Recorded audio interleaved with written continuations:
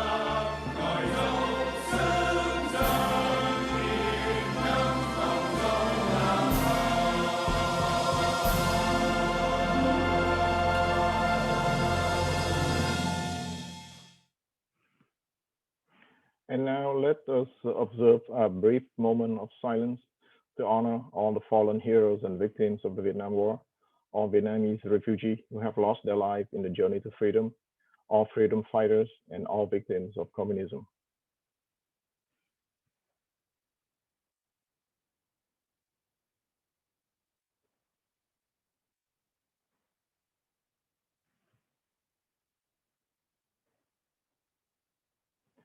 Thank you, everyone. Let me start the main part of our event today. I would like to introduce Nguyen, President of Voice of Vietnamese Americans, and Ginny is going to deliver the opening remark to start the event today.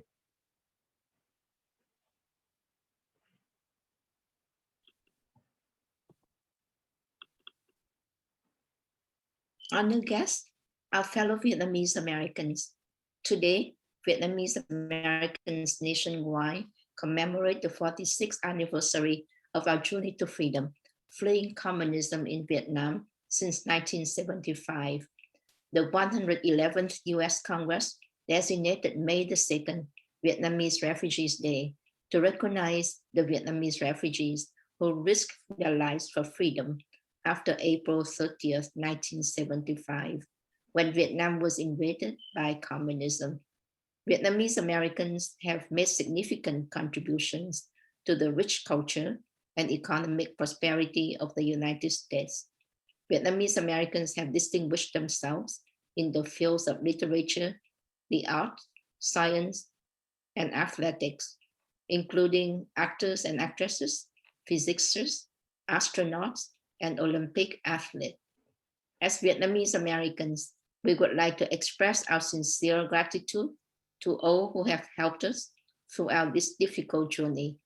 To name a few, our President Ford, President Carter, who pushed for the Refugee Act 1980, Senator McCain, Senator Webb, and countless other Americans who have opened their hearts to sponsor Vietnamese refugees into their families.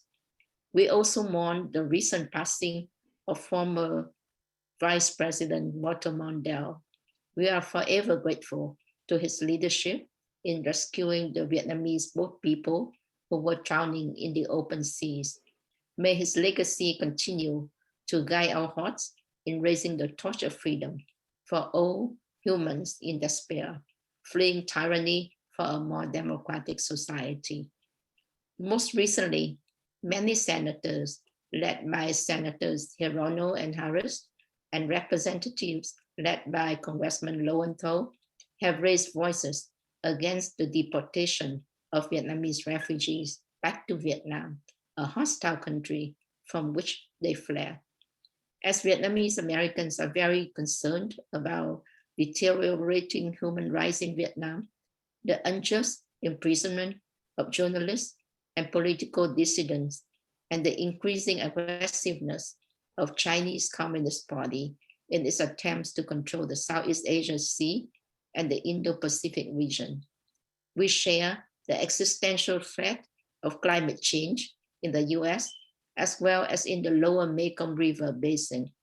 We support the US government in good policies to combat climate change and to curb the Chinese Communist Party's expansionism that threatens Vietnam's independence and the preservation of Vietnam's Mekong River Delta.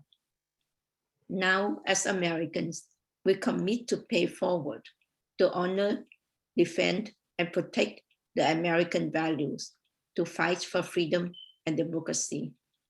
During the COVID-19 pandemic, many Vietnamese American medical staffs had worked at the front line. At the same time, many Vietnamese American businesses, such as nail salons and restaurants, also turned their shops into making masks and providing thousands of meals for free for the frontline workers. May is also the Heritage Month of Asian Americans. As the fourth largest population among Asian Pacific Americans, Vietnamese Americans have had our share of racial discrimination. We mourn the senseless loss of John Huang, Shane Nguyen, and Thiện Ly, who were tragically murdered in the spate of recent hate crimes against Asian Americans. We mourn many others who have suffered at the hand of bigotry before them. We stand in solidarity with all Asian Americans and Americans at large to reject anti-Asian hate, racial discrimination, and violent crimes. We applaud the US Congress for having recently passed the Anti-Asian Hate Crimes Act. We hope that this is the beginning of a continued conversation in search of a brighter, safer future for all Asian Americans and Pacific Islanders. Today, we invite you to join us in this virtual conference, looking back, moving forward, to identify challenges we are still facing in our journey to freedom. At this conference, the focus will be on a variety of topics concerning the Vietnamese American community. This includes empowering the young generation to move forward to the next phase of the journey. We still need to have more representation, to have a stronger acceptance into mainstream society. We need to lessen the generational gap within our own community and strengthen the consensus to protect our core values. Together, we will make this a better world with more freedom and justice for everyone. Thank you. Thank you, Ginny. Now it is my honor to introduce our keynote speaker of today's event, the Honorable Senator Tim Kaine from Virginia. Tim Kaine was the 70th governor of Virginia and the Democratic Vice President candidate in 2016. He's on the Senate Foreign Relations Committee and has strongly championed human rights in Vietnam, as well as a strong pushback on the expansionism of the Chinese Communist Party in the Southeast China Sea. Please welcome Senator Tim Kaine.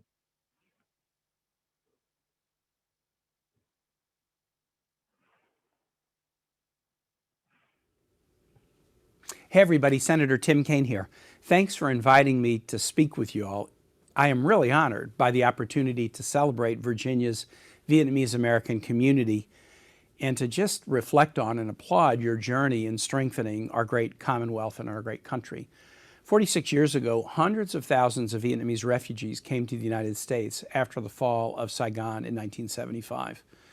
Many of those first arrived empty-handed, deeply affected by the wounds of war, whose consequences went beyond the confines of a traditional battlefield. These men and women and their families understood intimately that war is often a destroyer or separator of families. It can change the trajectory of one's life, and its legacy, that legacy of war and separation, remains in those who experience it firsthand. But these same individuals who came to the United States then and years to follow maintained a deep belief in America's possibilities. They saw our nation as a beacon of hope and opportunity and freedom, even when it wasn't always easy to do so. As you all know, and it's sad to reflect back on this, many who came were not initially welcomed. They faced hostility, racism, sometimes subtle and subconscious misunderstandings, and numerous barriers to their success.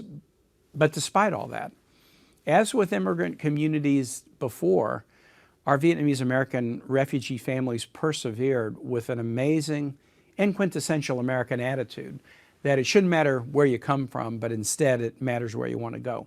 Today, Vietnamese Americans are an invaluable part of Virginia and our country. Your business leaders and frontline workers in Arlington, your public servants and community organizers in Richmond, your veterans and educators in Hampton Roads. You enrich every single corner of Virginia. Despite the rich diversity, the past year has shown that hate and misunderstanding still is not defeated. I'm deeply disturbed by the rise in anti-Asian bigotry and violence we're seeing all across the country. I stand in solidarity with our AAPI community, and I'm committed to combating hate in all of its forms. Last March, the FBI warned of a potential surge in hate crime incidents against Asian Americans and Pacific Islanders as the coronavirus spread. Since then, nearly 3,000 firsthand accounts of anti-Asian discrimination have been reported to federal agencies, including some mystifying and shocking recent assaults against AAPI senior citizens. To help address the ongoing attacks, President Biden issued a presidential memorandum to condemn racism and intolerance against members of the AAPI community. Congress also has a role in combating hate, and I'm a proud co-sponsor of Senators Hirono's and Duckworth's COVID-19 Hate Crimes Act. This bill requires the Attorney General to designate a person whose sole responsibility will be to expedite review of hate crimes that may stem from misinformation about COVID-19 and try to both report and then come up with strategies to reduce hate crimes. The bill also requires the Attorney General to issue guidance to state and local law enforcement on culturally appropriate public education campaigns and the collection of data. I'm very heartened by the fact that the Senate approved the passage of the COVID-19 Hate Crimes Act by a vote of 94-1. It was combined with another bill that I co-sponsored called the No Hate Act, named in part after Virginian Heather Heyer, who was killed in the Unite the Right rally in Charlottesville in August of 2017. Together, these bills demonstrate a strong bipartisan consensus, and that's really important, that we support the AAPI community and that we want to be a commonwealth and country where hate has no refuge. As we look toward the years to come, I know the Vietnamese American community will continue to uplift America in these unprecedented times. Our country has to grow in new and exciting ways to meet the technological and economic and geopolitical challenges of our time, and our Vietnamese American community will be integral to that process and integral to that progress. As a bridge between the United States and Vietnam, your hard work and commitment to freedom, democracy, and diversity has strengthened the broader U.S.-Vietnam relationship. But there's so much more to do, because while we celebrate Vietnam's economic growth, we also have to have honest discussions about the power of universal human rights and the need to increase those rights in Vietnam. And your strong advocacy can be so important in doing that. In fact, already your activism continues to inspire debate in Congress over ways we can improve the human rights situation in Vietnam. I'm eternally grateful for Virginia's vibrant Vietnamese American community. Because of all of you, our diversity continues after 240 years to be our greatest strength. The blend of cultures and traditions is what makes our country so special. And I thank you for all the work you do in Virginia, and I thank you again for letting me speak with you today. I wish for all of us many, many years of prosperity, peace, potential, as we work together to build a greater Commonwealth and country for all. Thank you, Senator Tim Kaine, for taking the time from your schedule to speak to us today in our event. We appreciate it. Next, I am very thrilled and honored to introduce the next speaker, next keynote speaker of our event, U.S. Congresswoman Stephanie Nguyen Murphy. Stephanie is a trailblazer, as she's the very first Vietnamese American woman elected to the House of Representatives in the U.S. Congress. Please welcome Congresswoman Stephanie Murphy.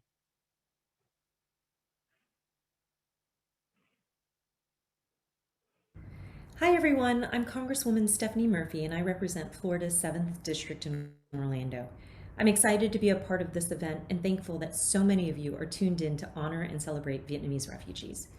When I was just a baby, my family fled the communist regime in Vietnam. And along the way, our boat got stranded and we were rescued by the US Navy and offered safe haven in the United States. Like so many refugees, my parents didn't speak English and had to work several jobs to get by. I was lucky to learn English at school and had the opportunity to go to college because of how hard my parents worked to support us. And now I'm proud to be the first Vietnamese American woman elected to Congress. My parents escaped tyranny and cherished the opportunity to be part of the American democracy.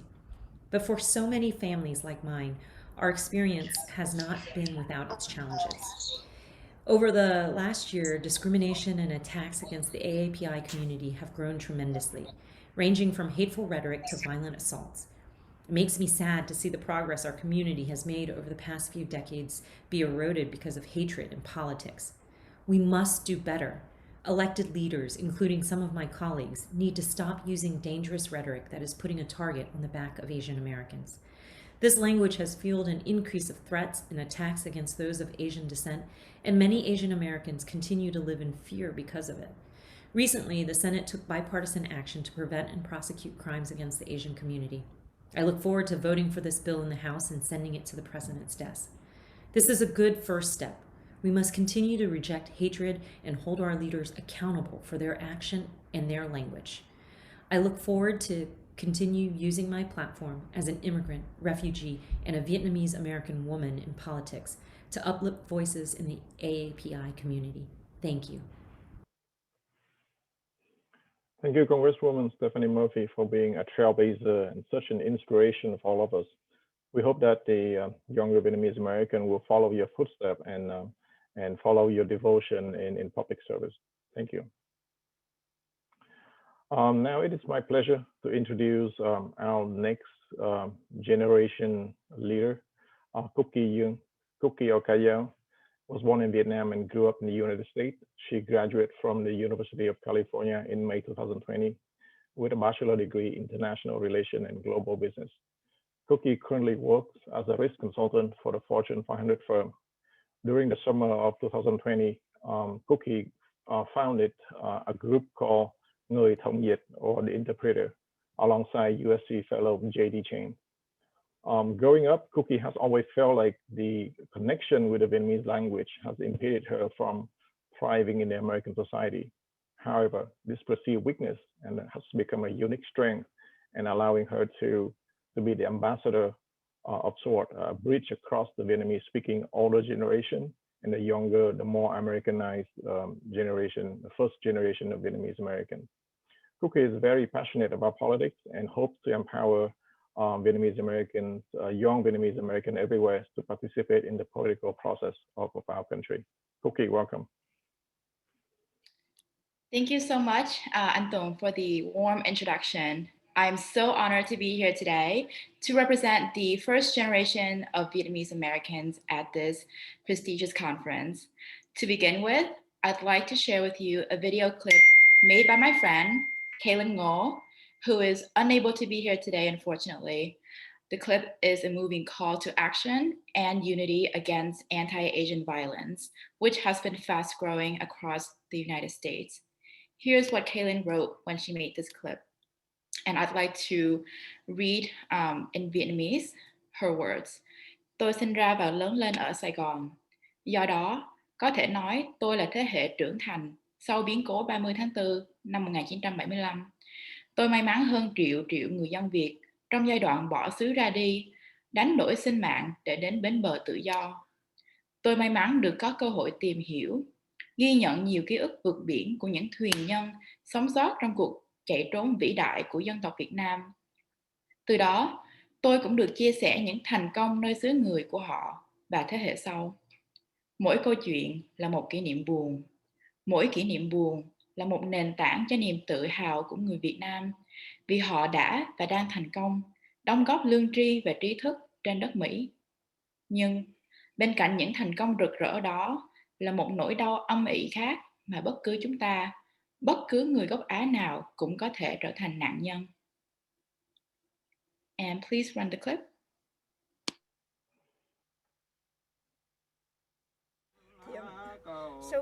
Sau khi con bị giết, gia đình mình thay đổi rất nhiều. Mặc dù những sinh hoạt vẫn bình thường, ba mẹ vẫn phải đi làm y như trước, các em vẫn đi học, nhưng thiếu con. Ba mẹ và các em sống như ở địa ngục, ngày qua tháng lại, từng giờ từng phút. Ba mẹ rất nhớ con, thương con.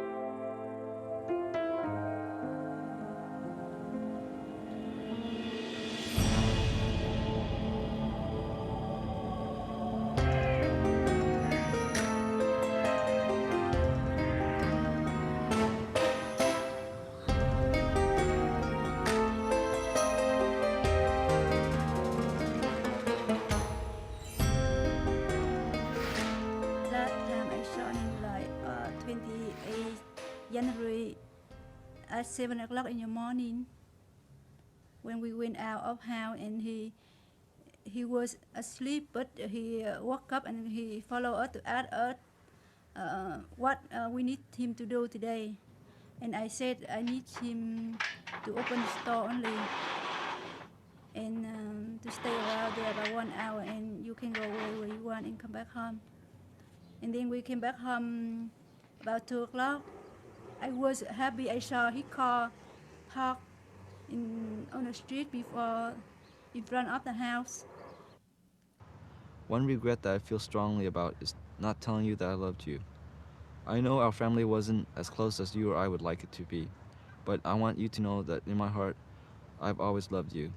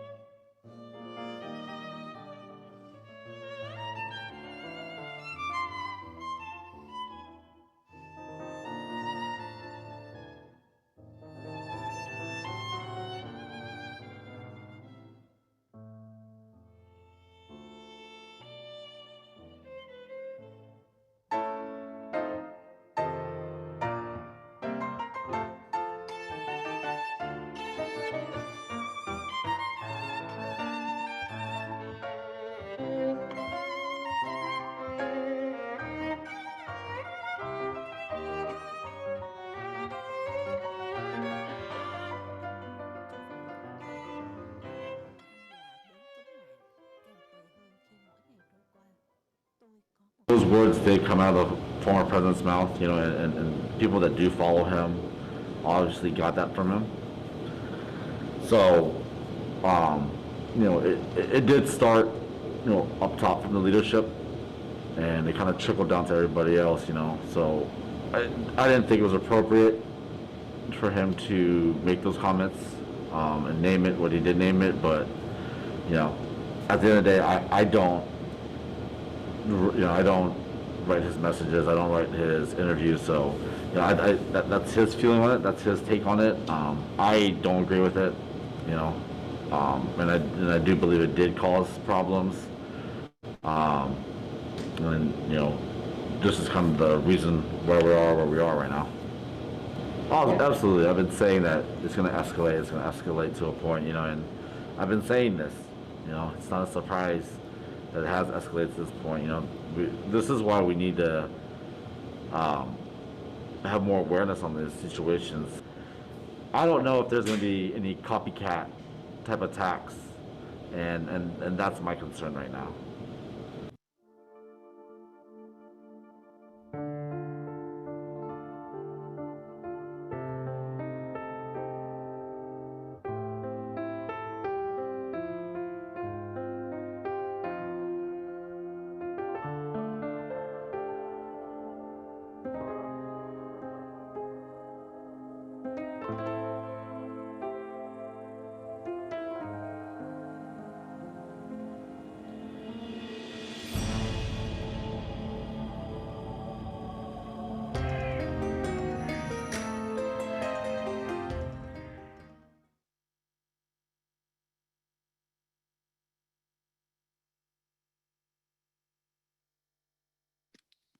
Wow, that is quite upsetting to witness. And I'm sure if you've been following the news recently, you know, I'm sure you can empathize with that feeling, knowing that Vietnamese Americans are among those who have been brutally targeted by those who deemed us as others, unworthy of existing on this land that we have called home for almost half a century. So I believe that it is up to us to raise our voices, defend ourselves, and advocate for our interests within the fabric of American politics. And most importantly, we need more representation at all levels. That is why I am so proud to introduce to you many of our Vietnamese American elected officials in the state legislature from Massachusetts to Georgia to Virginia. As young leaders from both parties, they were refugees at a very young age or children of refugees who crossed the Pacific Ocean in search of hope. Please join me in hearing their remarkable stories. I would like to just address something. A guest in the audience asked whether we have an agenda open to the public. We apologize as we weren't able to craft one ready for publication. But this next part in the program is going to be the panel between the elected officials that I previously mentioned.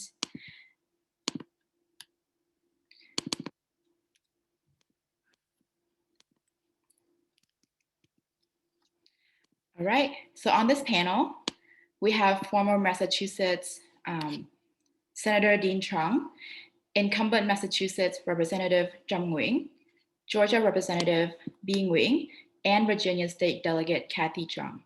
Each elected official will deliver a 5-minute remark. After that, we will have a Q&A session with the audience. So please do send in your question either in the comment section of the live stream or the Q&A portion of this Zoom webinar. First, I would like to introduce former State Senator Dean Tran. Hi, good afternoon. Can you hear me? Yes, go good for it. And I will make some comments. I don't believe my comments will be 5 minutes long. But again, good afternoon from the East Coast, and thank you very much for having me. I would say 2 days ago, we observed Black April, which marks the fall of Vietnam to communism. It was a travesty that we lost our country, and afterwards, many of us, probably everyone here on this panel, as well as everyone joining us, we struggled for years. Like many, I was one of the boat people and lived in a refugee camp before emigrating to the United States. Even though we observe April 30th, we should also celebrate it.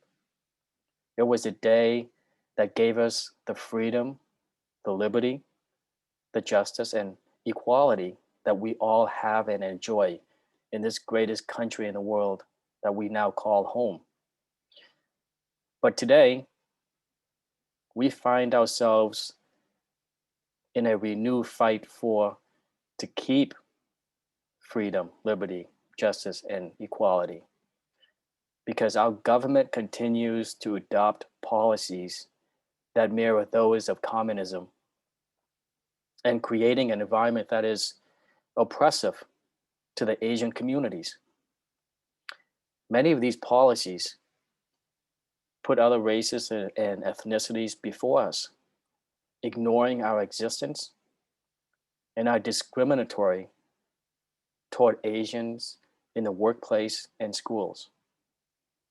For example, many colleges now practice a quota system where the number of Asians are limited to enrollment.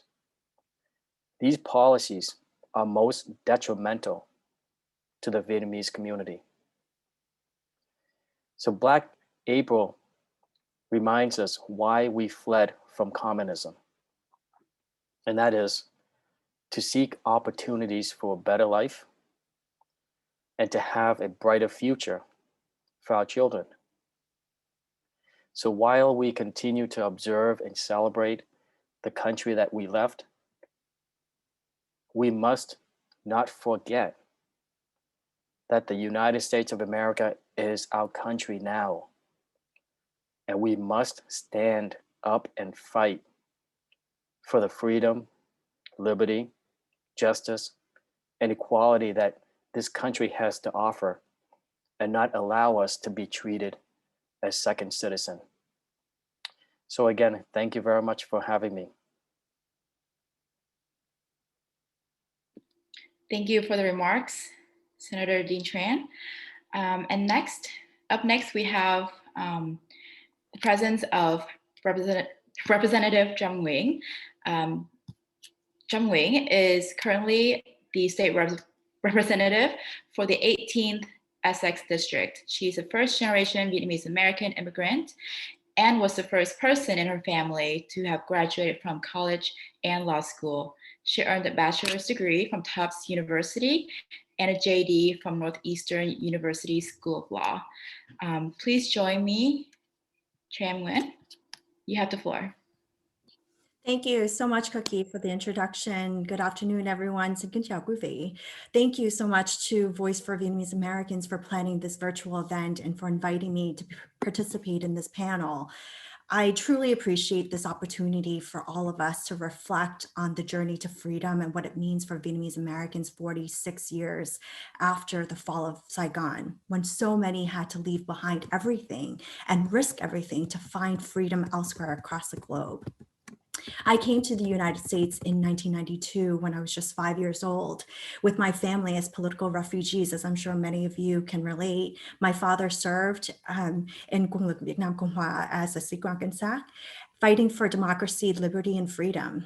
After the war, he was forced into the re-education camp for more than 8 years. And we came to the United States with less than $100 to our name and have been here ever since. And as many of us know, as immigrants, my parents had to work 2 to 3 jobs while taking classes to learn English. And my parents had to work very long hours at odd jobs that had very little benefits and job security, but they did everything that they could to give me and my 2 sisters the opportunities that they never had. And this selflessness I saw in my parents led me to pursue a career in public service as a legal services attorney at a nonprofit where I provided free legal representation to vulnerable populations. I represented survivors of domestic violence, seniors, veterans, people with disabilities, low-wage workers, and new immigrants, mostly Vietnamese-speaking immigrants. And I advocated for policies at the state capitol, helping to secure passage of legislation such as paid family medical leave, bilingual education, and earned income tax credit, all to benefit new immigrants and people from vulnerable communities. And from this experience, I rose into my current position as the first Vietnamese American Massachusetts state representative and the first Vietnamese American woman ever elected in our state.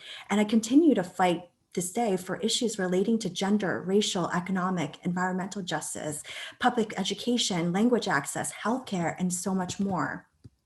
I'm so humbled to carry this responsibility and amplify the cause of Vietnamese Americans and other people of color, though I know I'm one of only, I'm one of many voices now, as we're seeing so many others looking to run for office or now in office. And I'm so proud to serve with so many Vietnamese American electeds, many of whom are here today.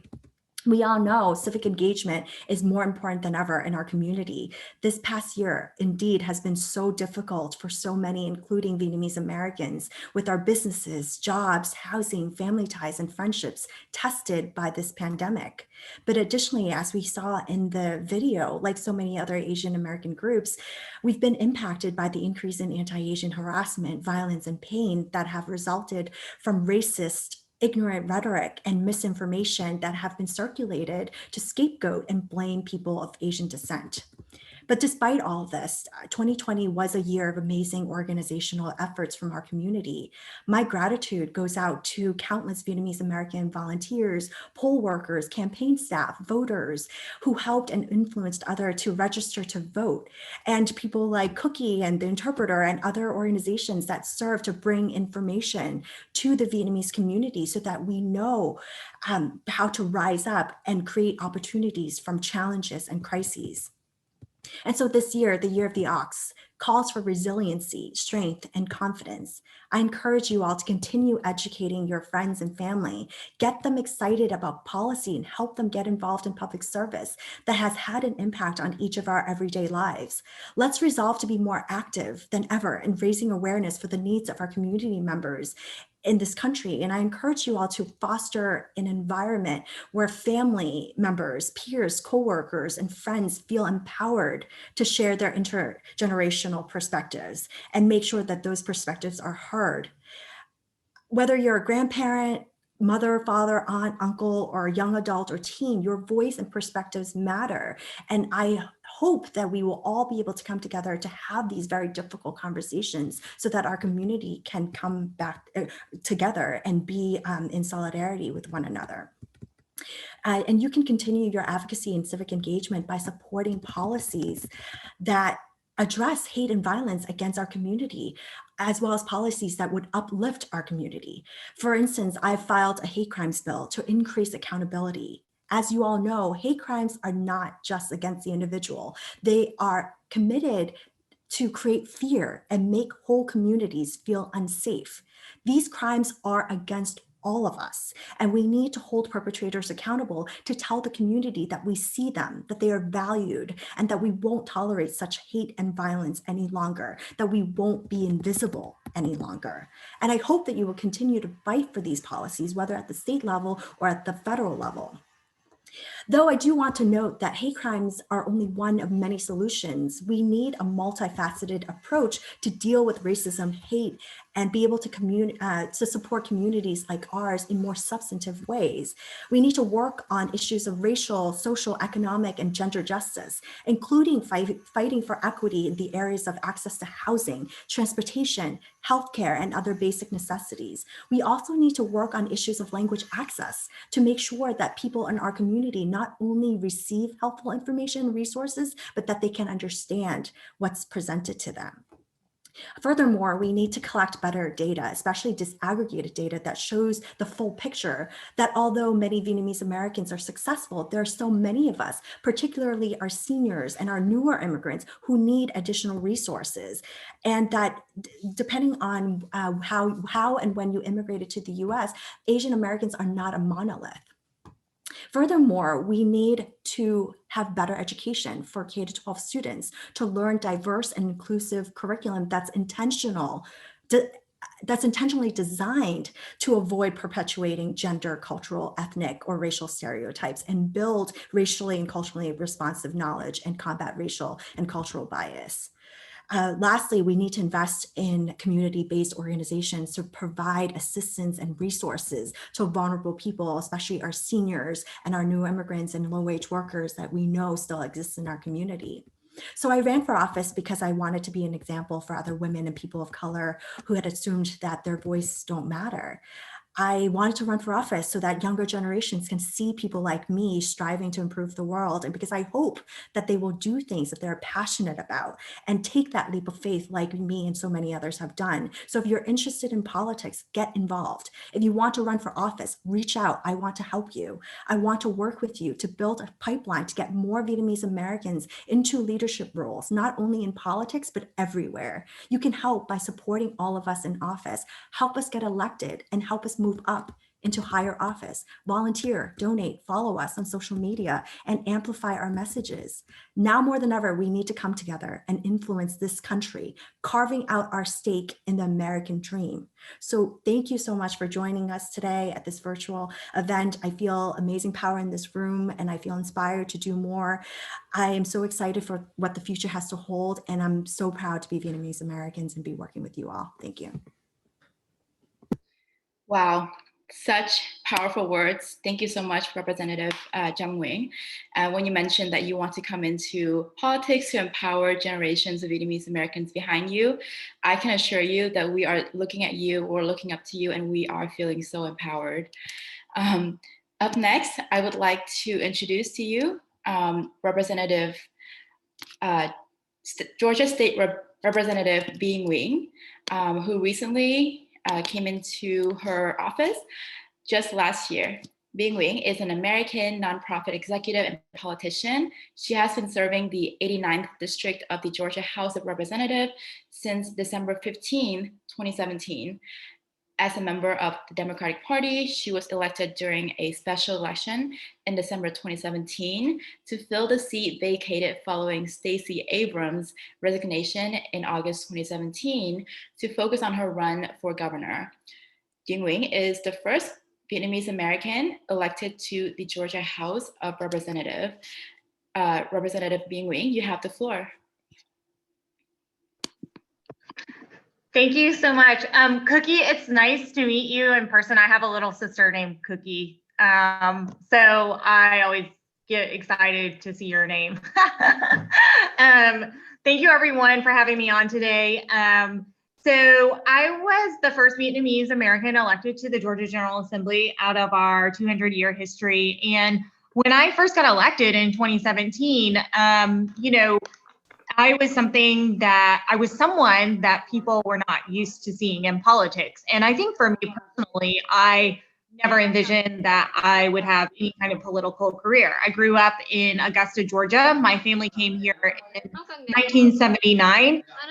They were refugees who came over by boat. And for most of my life, my parents were very focused on making sure that we made good grades in school, and they really wanted us to stay out of trouble. They wanted us to keep our heads down and protect us from, you know, any kind of, they wanted us to protect us from poverty, from violence, from conflict, things that they endured during their time in Vietnam. And so they had a very traditional pathway carved out for us. They said I could be a doctor or a lawyer.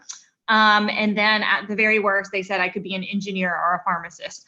So I struggled a lot with that because it wasn't what I wanted to be when I grew up. And even through college, I had, you know, I always loved reading and writing, and that was what I had an affinity for. And my parents could not understand, why in the world would you be an English major? Why would you pursue that for a living? And what is it that you're going to do with that English major? Because they were afraid that I would be financially insecure. And so the parameters that they gave me for who I wanted to be were very limited in scope. And that's part of, you know, that is part of the messaging of the American dream. The things that immigrants aspire to achieve when they move to this country is that we aren't bound and limited by similar circumstances that our parents may have endured. It should be a nation in which we have choices and we can dream big, and we don't have to adhere to traditional thinking of like what success looks like or how our lives can be. And it was very hard for my parents to understand that. And I wanted to tell them, you know, the reason that I'm choosing these things is because of the sacrifice that you made to come to this country that enables me to take different pathways, and to try and to fail, and then to fail and to succeed, and to change my mind and to envision other things.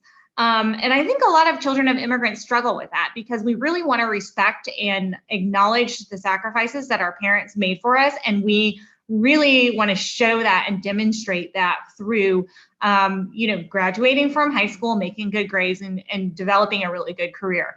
And so it was a very emotional struggle that I had growing up, because on one hand, I wanted to do all of the things that my parents wanted me to do and expected me to do, to say, look, I understand what you gave for me. And because I love and care about you and I want to show you that I recognize that, I want to do all the things that you want me to do. But I just had a different vision for myself. And I, you know, along the way, I understood that I have to follow what it is that I'm most passionate about, what I love, because that's the environment that will allow me to thrive.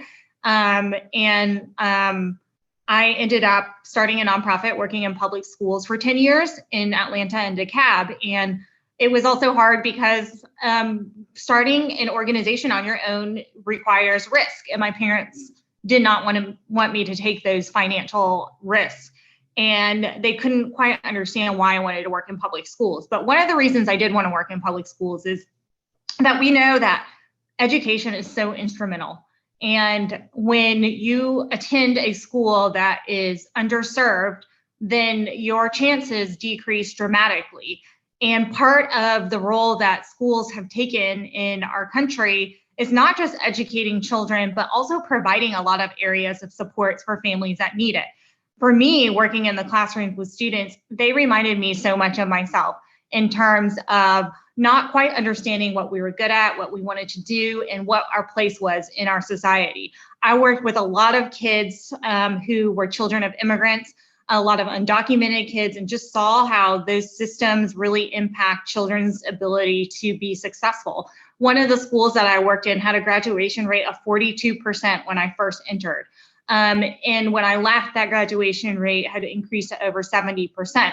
But one of the structural barriers in place is if you are undocumented in this country, until the Deferred Action for Childhood Arrival was passed in 2012, you could not get a driver's license, a work permit, you could not go to college. So a lot of my students didn't see a future for themselves. And one thing that I always talk about is it's critically important for those of us who had families who were able to attain citizenship and the legal ability to be in this country. It made a huge difference to be able to have that refugee status. But for many other people who are not able to get that same status, their parents fled for the same reasons ours did, which is escaping violence, escaping poverty, and really believing that they need to provide a better life for their children and their families. And many of the students I work with, their families also made really deadly journeys across the Rio Grande, across the desert. And they had all of that secondhand trauma that so often so many of us feel through hearing the stories of our parents' lives, and then how those manifest into other things. It was really in public schools where I understood so fundamentally why it's important to change systems and why it is important to engage in policy, because it wasn't just not receiving a quality public education. My students didn't have healthcare, they didn't have access to transportation, they didn't have healthy foods. They were going home after school and taking care of their siblings instead of being able to study and graduate from high school. The second jobs that they had were to keep the lights on in their house. It wasn't like me when my first job working at the grocery store when I was 15 in Augusta, Georgia. The extra money I got, I could buy clothes with. It wasn't because I needed to give a paycheck to my parents to make sure that we could keep the lights on. And my parents did struggle economically. You know, I was a welfare baby born in 1981. My dad his first job in America was working as an orderly in a mental institution. while he was going to school at nighttime. My mom, who was a social worker in Vietnam, didn't get the chance to go back to school and re-earn a degree here in the United States. And so I recognized that financial struggle, but by the time I was in high school, we were in a much better position than when I was a child. And there were certain parts of poverty, right? Like the poverty, like if you live in poverty, there are certain things that are carried on with you. Some examples that I have seen with my parents growing up, especially with my dad, is the inability to throw anything away. He wants to keep everything, save everything, fix everything. Something that, I struggle with seeing with my mom and my older aunties, where if we gave them a bottle of perfume for Mother's Day, they would save it and never ever use it. And we said, what are you saving that for? You should use it now. You deserve that. And there's not a scarcity mentality that they've been so ingrained with. And so it was everything, not using a new kitchen sponge because you still have the old one, even if the old one was falling apart. And so it's that mindset of scarcity that we all lived with for so long that my dad hasn't been able to break for himself. And it is hard because we're balancing life in America with a completely different culture. We spoke Vietnamese only in the household growing up. I took English as a second language when I was a child, even though I was born in America. I only speak Vietnamese with my parents now. And, I think embracing that second language skill is incredibly important. I am so glad that my parents raised me to be bilingual, because then I could talk to my aunts and uncles who didn't learn how to speak English. And I see that gap generationally when some of the nephews aren't able to speak Vietnamese, or some of the second cousins aren't able to speak Vietnamese, but I was able to cultivate a more intimate relationship with some of my older relatives that the other generations weren't able to do. So that's been a really important part of my upbringing. But even though I'm bilingual, I'm illiterate. So if my mom texts me in Vietnamese, it takes me a long time to read and figure out what she's talking about. And then my vocabulary is very limited because I grew up speaking conversational Vietnamese as a child of two parents. And it does become harder to articulate when I'm speaking to my parents. If we get in a fight, all my words get jumbled up. I can't explain to them policy. I think for a long time, and probably now, they still don't fully understand what I do for a living because I don't have the language to be able to share with them, this is why I'm doing what I'm doing, and this is why it's so important to me. And certainly part of that has been my political career. Like I said, I never envisioned myself to run for office because I never saw anybody that looked like me run for office. And it wasn't until I was doing this work in public schools and I thought, oh my gosh, all these people are making decisions that impact all of our lives, and they don't have the perspective to understand some of those decisions. And certainly part of that is what it is like to be Asian American in the South, and how the policy decisions impact our community, but also, as I stated before, really being rooted in the work I did in public schools and just really caring so deeply about my students and their future. And so when I ran in 2017, it took a lot of people saying, you need to do this. I was like, I don't know if I want to do this.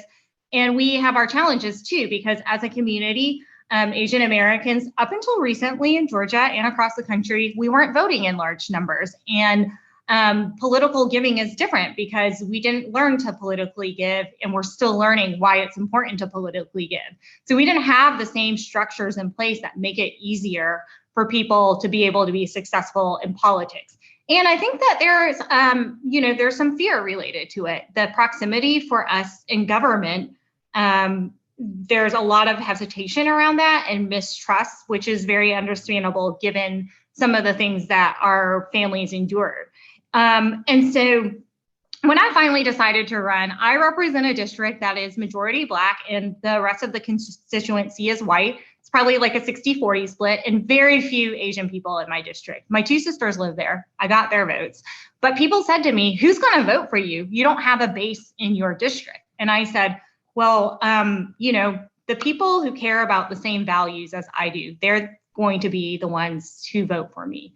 because at the end of the day, we all want our kids to go to strong schools. We want our neighborhoods to be safe. We want access to healthcare, and we want to feel valued as human beings, knowing that we can exist on our own. We can exist safely. And that's something that is not happening for Asian Americans at this time. And it's not something that's happened for Asian Americans in the history of our country. It's not something that is happening for Black Americans in their history, as well as Latino Americans in their history. And so I ended up winning in 2017, a really competitive race. And I went door to door knocking.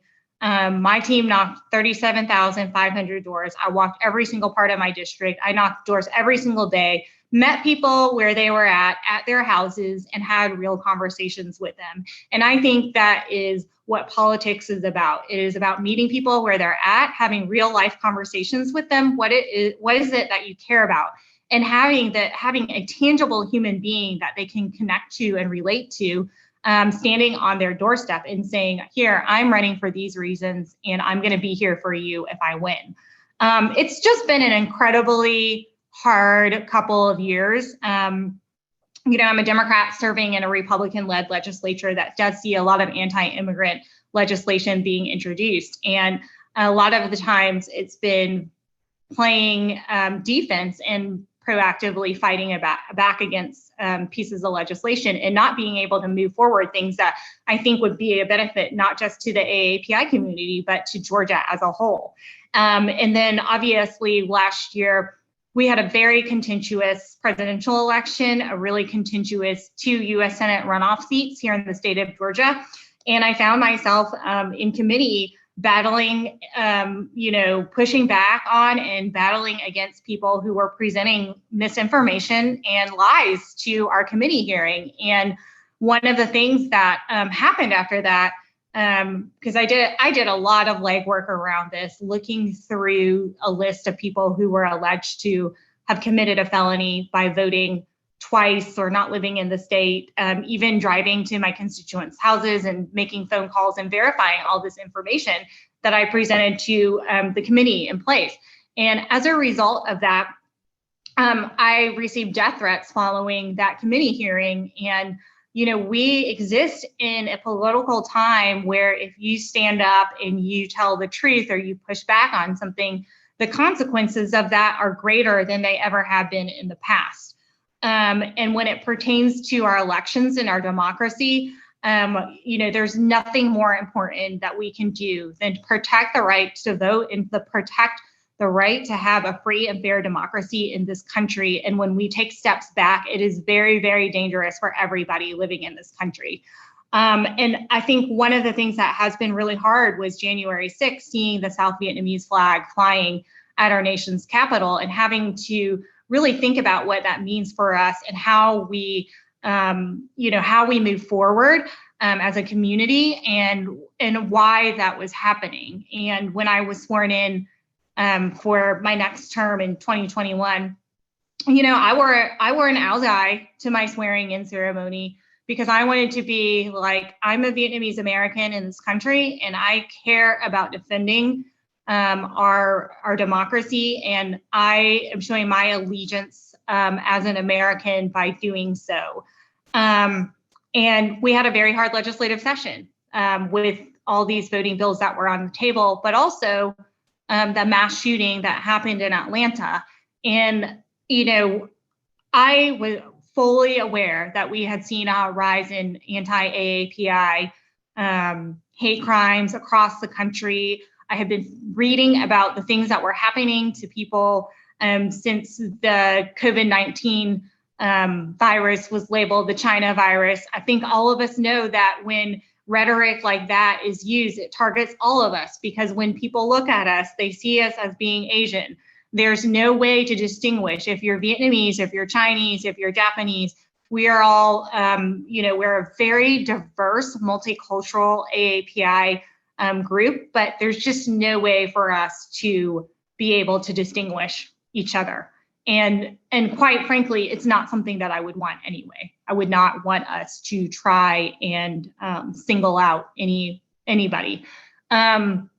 And I had seen all of those things manifest and had been reading about it in horror, but when it happened so close to home in such a brutal way and so incredibly violent, it was devastating. And I really spent during the time in which it happened, I tried to take every media call. I tried to take every interview because I wanted to make sure that the framing would still center AAPIs and it would center the victims and their families and not the other way around. And we saw such failures here in Atlanta. And I'll give you two examples, which y'all may have read about, but one, with the Cherokee County business, one of the men, his wife was dead inside of the spa, and they detained him and held him in the back of a police car for 3 or 4 hours. And he was a Spanish speaker, unable to communicate with a law enforcement officer. And I can't think of anything more traumatizing than to know your loved one lay dead inside a building and you're being detained and you don't have the language access to talk about it. And the same thing happened in Atlanta. One of the victims' husbands showed up, a Korean speaker, and his wife was, he tried to resuscitate her, and the presumption is she was probably already dead. And there was a language barrier there. He was not able to communicate with the Atlanta police officer that was, that responded to the scene of the crime. And again, that intense trauma of not being able in, a horrifying moment, not being able to seek the help from the people who were supposed to seek you, who are supposed to help you, because there was a breakdown in what they were supposed to provide at the scene, which is a translator. And the other thing I want to talk about related to the AAPI shootings is the fact that the victims were degraded, and there was messaging around the perpetrator having a bad day and the attempts to humanize him versus humanize the victims and their families, and how long it took for us to even understand who some of those victims were. And that also speaks to the isolation in which some of these women lived, that it took multiple days to even identify who they were. And for one of the women, the only family that she had were her two sons. The only family she had in America were her two young sons, waiting for their mother to get home from work. And he found out that his mom died from one of the victims' daughters. And so that isolation we don't talk enough about, because we know that we have the messaging of the model minority, the success of Asian Americans in this country, but we do not talk about the invisibility, the isolation, working class Asian people in this country and their struggles. And so some of those things did come to light with that. And then also, it was just the violence of how it happened and the fear that it instilled in the rest of the community. And I do think that it's a really important time for us to come together with other Americans in this specific time period where we're seeing a rise in hate crimes against our community, and do better community building amongst people. Because one of the things that happened immediately is that my Black Legislative Caucus said, we have your back, we know how you feel, we know your pain, and we are here for you, and have stood with me every single second of the way. And, we see that familiar framing too of when a Black American dies because of police brutality, there's often times attempts to dehumanize the victim and humanize the perpetrator. So I hope that we, as a community, take this moment in time and really think about solidarity building, because we are stronger when we stand together. And when we are the recipients of hate, I believe it's our duty to make sure that's not directed at any other community as well. So I'll leave you with just 3 policy things that we introduced after the AAPI shootings happened. One is a statewide 911 mandatory language translation. So that exists in some counties already. In Atlanta and Cherokee, they both have it. So if you are not an English speaker, you'll call in and report something. They connect you to a third-party person who helps translate all of those things in language. Not every county in Georgia has it, but we want to see every county in Georgia have it. The second thing is cultural competency training, because we saw a breakdown in that cultural competency. Currently, the way that the training takes place in the state of Georgia is that members of law enforcement are not required to take cultural competency training. It's an elective. So we would like to see that be a requirement. And then the third thing is a 5-day mandatory waiting period for the purchase of a firearm, because if the suspect in custody purchased that firearm the very same day that he went and shot 8 people, and as a result, 6 Asian women are dead. But we also see that same gun violence transpire across our nation. And so those are the 3 things that we did. We actually are making some pretty good progress. Our AAPI delegation has a meeting with Congresswoman Lucy McBath on Tuesday night to talk about gun safety and how our community can be more proactive in talking about how guns impact all of us. Thank you for everything you've done. You're so powerful. We have thank you, Virginia Representative Kathy Tran in line, and she needs to speak too. Great, I love Kathy. Thank you. I would love to have a special session with you, maybe for 2 hours, and then we can support you much better. Definitely. Thank you, y'all. Thank you for coming here today. And another super powerful Vietnamese woman is Virginia State Delegate chị Kathy Duong. She has devoted many years to working in the public sector, has passed plenty of bills, graduated from Duke University, and earned her Master of Social Work from the University of Michigan. Delegate Kathy Tran, you have the floor.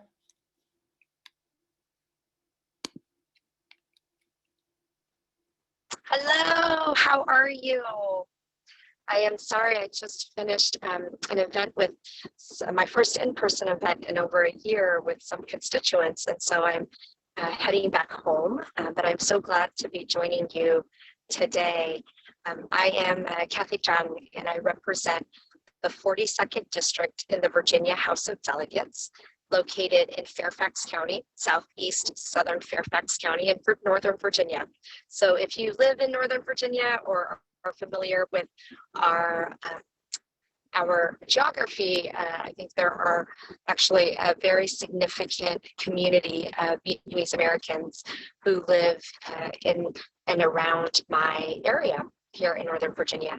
And I am just so thrilled that Gojini reached out and invited me to join you today, I think, to talk about our efforts to protect access to healthcare and why that is so important.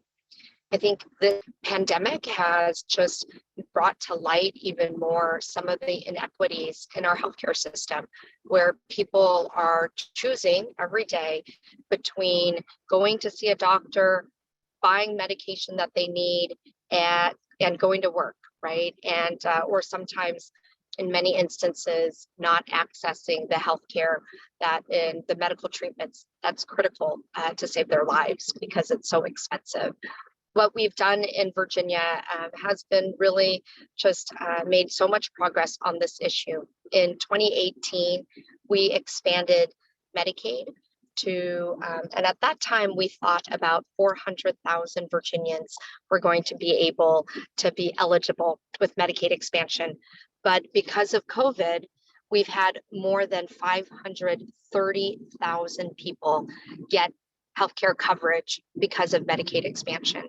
And under the Affordable Care Act, part of those costs were paid by the federal government and part of the costs are paid by the state. And so it was, in Virginia, we were able to work out a partnership with our hospitals where they covered the state costs.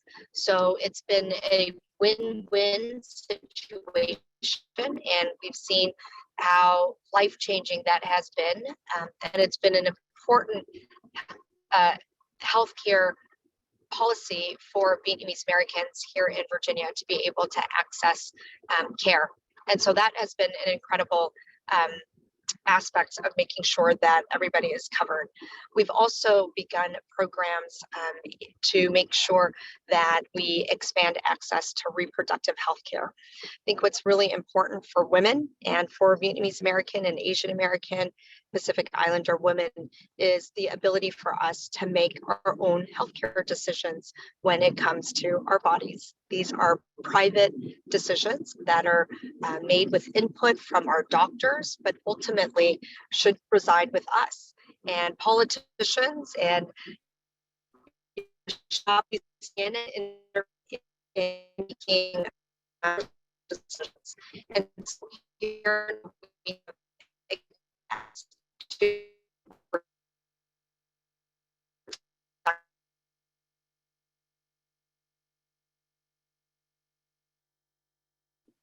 having to get ultrasounds that are really invasive, having to, read literature that is not science-based. And I think what's really important about the fight for women's healthcare access is where states are leading the effort is incredibly important, because we know there are challenges to this right that are in the court systems and with the Supreme Court considering those cases. So it's really important that states like Virginia, like Georgia, and others step up to expand access to healthcare and expand access to reproductive healthcare for women and everybody who needs it. So that's been an incredibly important fight that we are and progress that we are making here in Virginia. We passed a significant bill in 2020, and then this year proactively taking away the prohibition for insurance plans to cover to cover abortion care. So that's no longer going to be prohibited in Virginia. So insurance plans can choose to offer that as a covered treatment. So those are two incredibly important wins for the community in terms of access to healthcare. The other thing I want to point out, though, is that we still have a long way to go in terms of language access. And when I joined, I heard Representative Nguyen talk a little bit about translation services and such. And I think the same thing goes for healthcare, right? The same thing goes for accessing unemployment insurance and other state benefits. And so in Virginia, unfortunately, our Virginia Department of Health was using Google Translate during COVID. And so some of those translations were not correct. And they actually said for the Spanish translation that you don't have to get a vaccine, it's not important. So they quickly fixed that, but it's an example of how we have to do better in terms of language access and competency, culturally competent services. So my bill to assess a policy for language access for all of Virginia state government is going past. And so we have a consultation process in place right now to gather input in terms of what the language access policy should be for state services in Virginia. So I'm really excited about this step we're taking, and I look forward to those recommendations so that we could see, what should be the best policy by agency. Because, like, for example, outside of healthcare, for a quick second, on our unemployment insurance program, it was, press 1 for English, press 2 for Spanish, press 3 for other language, and then it hung up. And that's been a big fight to make sure that our unemployment insurance benefits are available to people in lots of other languages because it's been such a critical lifeline during the pandemic, as so many families are struggling economically. So I'm really glad that we're going to be developing this policy and figuring out how to make sure that Asian Americans and Vietnamese Americans can best access services in the languages that we need to access them and be able to be understood. So that's been really exciting as well. Thank you so much. Absolutely, some progress we're making in Virginia. Yes, and I can tell that you have devoted so much of your time and your career into serving the public in the most meaningful way. So in the interest of time, I'd like to kind of move on into the Q&A session. Unfortunately, we won't be able to reach all of the questions that were posed. However, I do ask that elected officials, if you're still here, If you see a question addressed towards you in the Q&A box, you can go ahead and type out your answer directly to that question. But in under 1 minute, from Rep. Dean Tran, Delegate Kathy Tran, and Rep. Nguyen, where do you see yourself politically 5 to 10 years from now? And what is your vision for the Vietnamese community in electoral politics? Rep. Tran, I'll have you go for it first. Well, I really appreciate that question. This year, I am actually up for re-election, so I'm focused on serving my community in the House of Delegates. I am only one of 2 Asian American state legislators who are running for re-election this year. So I'm really excited to do that, to be a voice for the community. I think that's been so important given everything we've seen, right, with the rise in hate and violence against Asian Americans and Pacific Islanders, how important representation is. But at the same time, 2 people is not enough. And we need to have so many more Asian American women and men running and speaking up and speaking out. And I think that we can run and win in districts where there are lots of Asian Americans, as well as districts where we are not the majority. We have the ability and the perspectives and the experience to represent many different types of communities and our own. And so I hope that everybody who thinks about running reaches out. I would be glad to talk to you about the process and help you get on your way. Well, thank you so much for your very clear and articulate and hopeful answer. Rep. Dean Tran, I'll ask you the same question. Where do you see yourself politically in 5 to 10 years? And what is your vision for our community's participation in electoral politics? You have the floor. Well, first of all, thank you very much for having me as a panel to join everyone here. You know, some of my colleagues have mentioned that representation is extremely important in order for us to stop this Asian hate that is taking place across the country. In order for us to overcome a lot of the obstacles that especially the Vietnamese American community experiencing, we need to have that representation, not just on the local level, but on the state and federal level. So when I ran in Massachusetts, coming from Fitchburg, Massachusetts, I became the first minority elected in the history of the city. And then when I was elected in 2017, I became the first Vietnamese American to be elected to the Massachusetts legislature and the first Vietnamese American elected to the Massachusetts State Senate. And in my tenure, I was the only Asian born American to serve in the Massachusetts State Senate, which is horrific to know because when I was elected, it was 2017. And then when I was reelected in 2018, and you would think that, my God, we're in the 21st century, this shouldn't happen. There should be more Asian American, especially more Vietnamese American to be elected to the legislature, to the Congress, to represent our community. So now with that being said, I have been very proud of my record to represent us on the state level as well as on the local level. And then we'll see what happens in the future.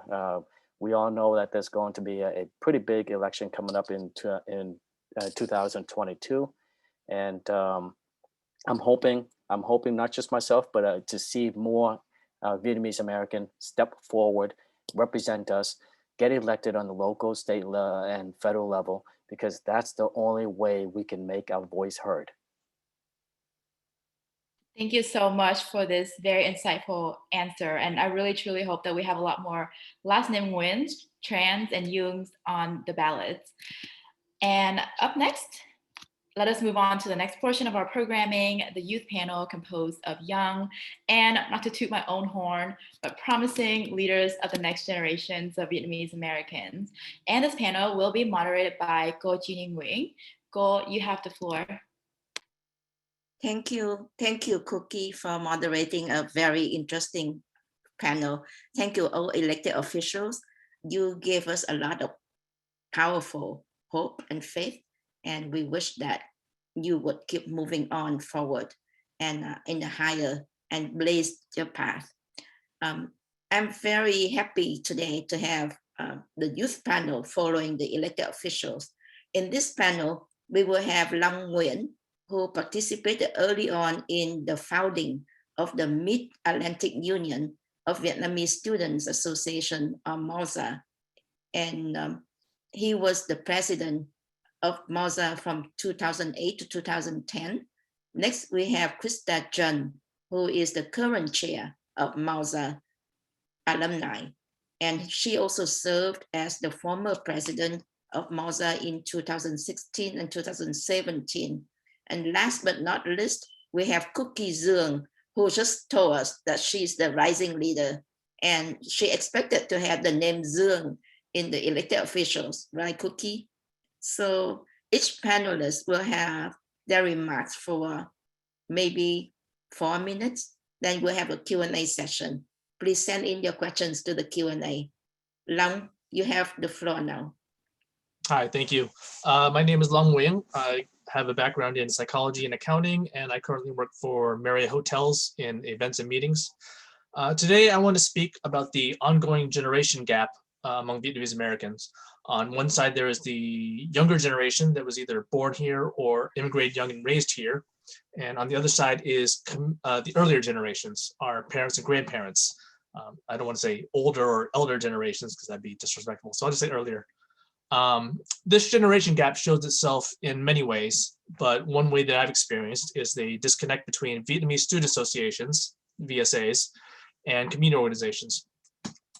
Many colleges and universities have a VSA. It is an extracurricular club focused on Vietnamese people and Vietnamese culture. The students can socialize with each other, learn about traditions and history, perform culture shows and festivals, do community service, and raise money for charity. Meanwhile, the earlier generations participate in similar organizations. For example, many cities have a Cộng đồng Việt Nam. There are numerous other nonprofits as well that focus on different aspects of the Vietnamese population. These include Boat People SOS, National Congress of Vietnamese Americans, Association of Vietnamese Americans, and Voice of Vietnamese Americans. These two sides, the VSAs and community organizations, might have similar goals and similar activities. However, in the last 10 to 15 years, there's been a lack of cooperation and collaboration among them. They rarely work together on common projects or events. Neither side really knows what the other side does.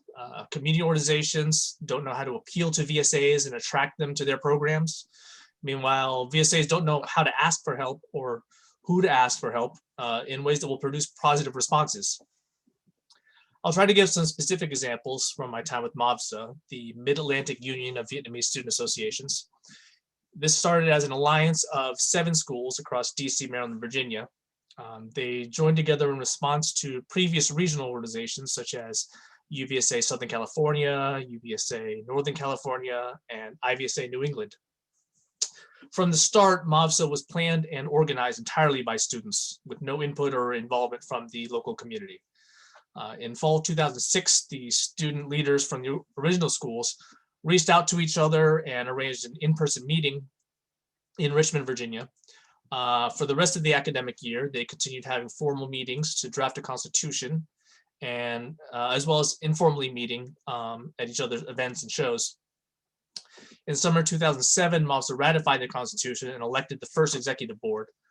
I served as the first treasurer, and my sister was the first president.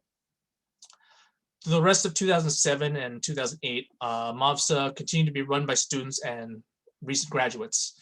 We did a lot of foundational development on our own. We applied for an employee identification number, set up a PO box, opened business accounts, applied for 501c3 nonprofit status.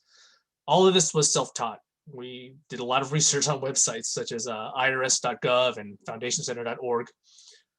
In 2008, we tried a unique tactic. Instead of reaching out to the community organizations, we reached out to elected officials. I wrote letters to 95 state delegates and state senators from Maryland and Virginia. I specifically asked for general funding, cultural resources, and training materials. However, none of them wrote back.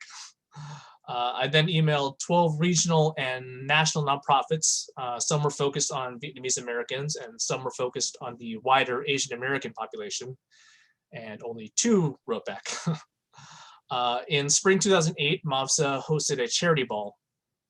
Instead of the traditional 12-course sit-down dinner at a restaurant, it was a standing room reception with light appetizers. We invited local community members and organizations to attend, but none replied. By 2009, I had become president, and we realized that we had to change our outreach efforts and meet the community on their territory, so to speak. We hosted a fundraising dinner at Harvest Moon, which was a common location for local community events. We advertised the traditional format with the 10-course meal and live entertainment. And we also promoted the event in Vietnamese language newspapers. My mother was a freelance reporter, and she helped us by posting articles and ads. This gave MAUVSA exposure through a form of media that the community was more familiar with. We again invited local community organizations, key community members, and parents, and this time we were a lot more successful. I believe we sold around 30 tables that year and raised additional donations. So this event seemed to open the door to more collaborations between VSAs and the community. For example, in 2010, we hosted a continental leadership conference for the Union of North American Vietnamese Student Associations. And in 2012, we started hosting our own regional leadership conferences. We invited numerous community leaders to run workshops at these conventions, and over the years, many agreed. However, there is still an overall lack of cooperation between VSAs and local community organizations. For example, some groups have tried to get young people to participate in anti-communist rallies and demonstrations. However, these are seen as a little too political for the students. Additionally, Government of Vietnam has tried to recruit students to walk in the Independence Day parade to spotlight the community, but the students don't feel the same enthusiasm or interest. In 2012, a new organization formed in our region, and one of their main events was a Viet Festival. Half of the original executive board were MAUVSA alumni with experience running large-scale events. However, their input was frequently ignored or dismissed. So those alumni eventually resigned. In 2015, there was a national summit for Vietnamese leaders. Throughout the planning, they intended to attract younger attendees to register. However, the student price was like $100, well beyond their budget. And even up to a couple of weeks before the event, there was no program or schedule published, so they knew what they were paying for. I believe I'm over my time now, but in summary, there is a disconnect between VSAs and community organizations and how they approach each other. Thank you, Long, for all that issues that you brought up. Crysta, you now have the floor. Yes, thank you, Long. Thank you, Jeannie. Chào tất cả mọi người. Tên con là Crysta Trần. Con là cựu chủ tịch Liên hội sinh viên Việt Nam miền Mid-Atlantic. Con làm việc ở phòng xét nghiệm ở nhà thương GW Hospital. Hello, everyone. My name is Crysta Tran. I am a former MAUVSA president, current MAUVSA alumni co-chair, and I currently work in the pathology laboratory at GW Hospital. I've actually been in the healthcare field for 10 years now, starting with volunteering and now as a working professional. And around the same time that I started in healthcare, I also started volunteering in the Vietnamese community. So these dual experiences have really shaped the way that I see healthcare and also shaped the way that I see community in very positive ways. So I hope to talk about my experiences in both realms, both passions of mine, actually. So first thing I want to talk about is the division and the differences in opinion of our Cộng đồng in our Vietnamese community. It's pretty obvious that we've had a lot of challenging times in the past 4 years, possibly longer than that, in that, there's a lot of political issues that we don't agree on. And there is a conservative movement and there's a more liberal progressive movement that is attached to different generations. And so we definitely need to address these disagreements and acknowledge them. We need to listen to each other and not have meaningful conversations, not just fight so that one side can be right and one side can be wrong. Going back to my experience as a healthcare professional, I I see our community as a sick patient, and I see our community leaders as the healthcare system that treats the patient.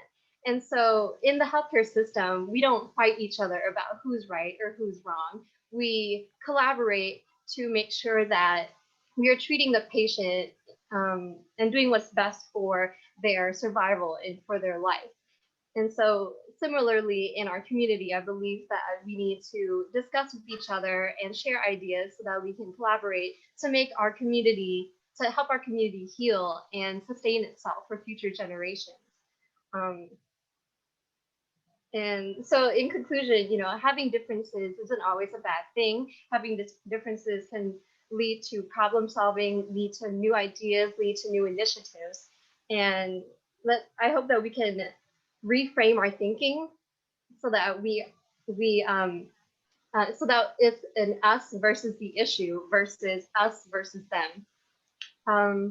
And secondly, real quick, I would like to talk about another issue in our community that goes along with what Lom said, in that we have lack of resources as a generation.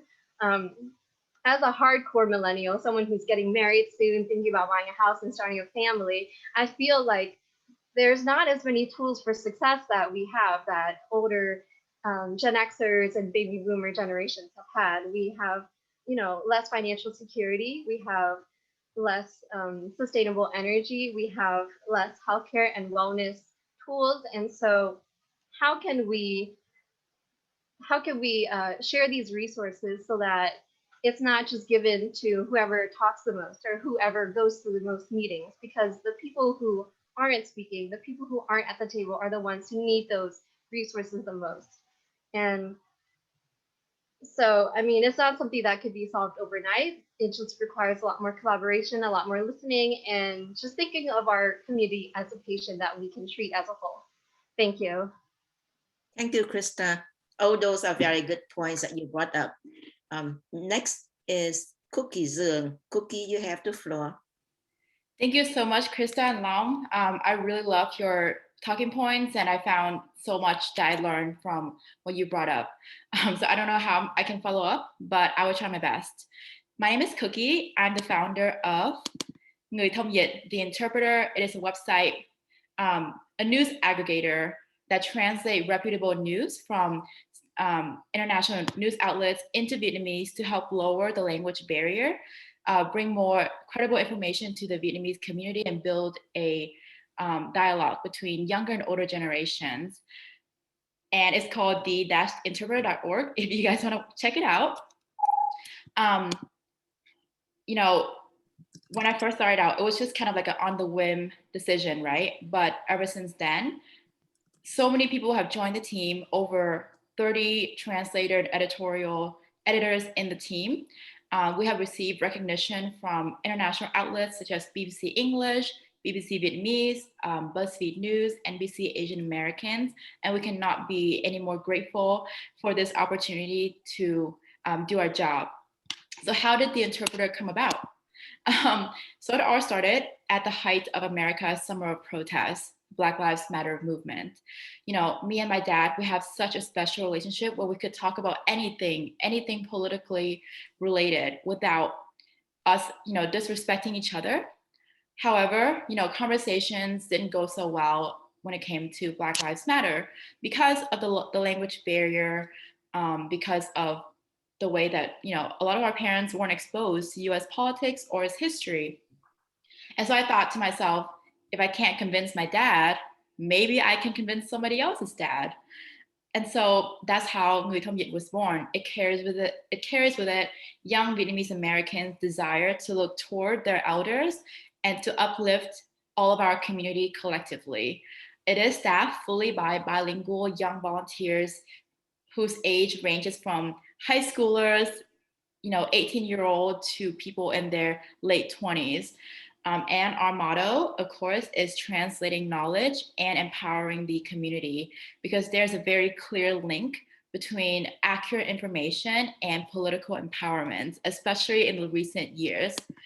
Our vision statement is on the right here: an informed, connected, and engaged Vietnamese diaspora that seeks information and makes decisions grounded in the truth. With the theme of today's meeting, right, which is looking backward and moving forward, I think we definitely need to put an emphasis on the moving forward aspect of our community. With so much trauma, but so much hope for the future.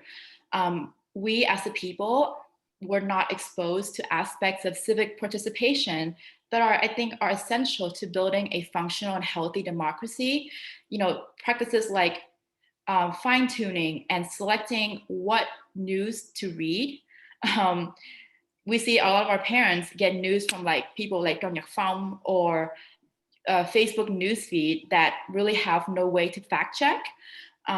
Misinformation then breeds profits and influence for the spreader, not the accurate news, but profit for those who are luring our elders in.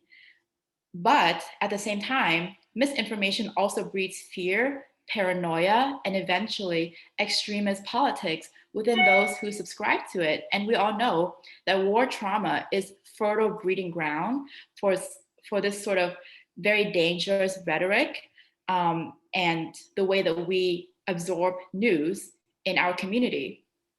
So that's why I believe that in order to bridge the generational divide and bringing everybody forward together, we need to be able to build common political ground based on objective reality and truth. At the same time, I also wholeheartedly believe that political empowerment and representation, such things that have been emphasized so much with the previous panel, requires a critical understanding of United States history, both the good and the bad, because again, we love our country, but we have to be able to criticize it when it needs to be corrected. It comes with plentiful access to educational materials and updates on the United States political process across the board, both left and right. And that is why I believe that Người Thông Dịch comes at a right time when the younger generation is ready to look backward and look forward. And we hope to be a conduit for the diaspora on relevant issues in the world, both here and in the United States. So thank you so much for having me, Crysta and Long, in this very, very important conference. Thank you, Cookie. Thank you, Crysta and Long. We are now open for discussion. Please send in your questions to the Q&A section. I will raise the first question to all three panelists.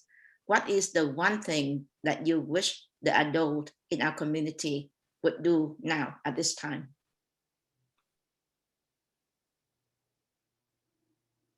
Would Crysta like to start first? Yes, I'll start. The question is, what do you wish the older generation would listen to and take action on? One important issue I think that would affect multiple future generations, not just the millennials and the Gen Zers, is environmentalism and sustainability.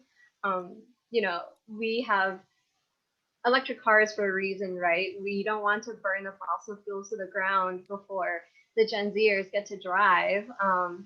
And so I think it definitely starts at the home. Even though we as Vietnamese and Asian Americans, we like to be frugal and save things and reuse things. Like, it's not enough just to reuse it. To be frugal is we have to reuse things to be more sustainable and not create more waste, not create more trash, and take away resources from the environment.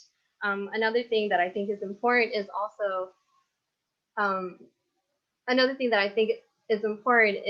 to recycle and to open more jobs in the energy sector, and to make sure that more people in our generations are going into that kind of field where we're not creating more things for the world.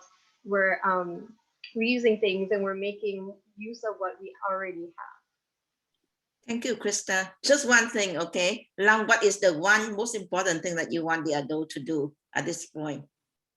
Direct communication.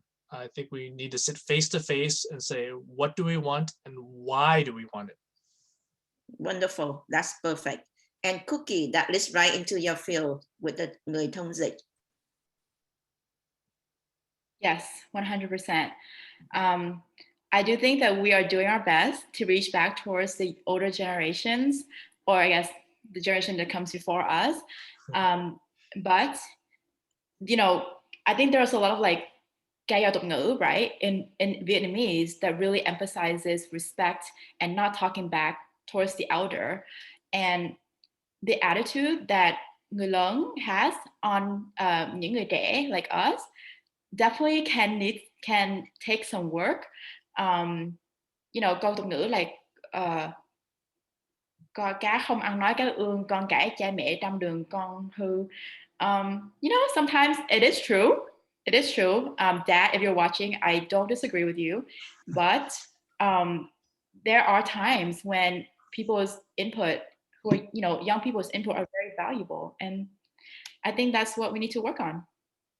Thank you so much. I must say that you are very, very smart, and you gave out a lot of good insight and solutions. So we look forward to having you right there, leading us, both the young and the old, moving forward. Cookie, in your người thông dịch. I would suggest that in the interpreter to maybe also translate the Vietnamese, the older generations ideas that you think is right into English, so that can help us to communicate directly the way that Long suggesting, and the way that Crysta is saying that we need to treat the patients as a whole completely. Thank you so much. So we now have just listened to the young generation. It is time now to commemorate the last 46 years with lots of struggles, strong will, sacrifices, and love that the first generation of Vietnamese Americans went through, so the younger generation can be where they are today.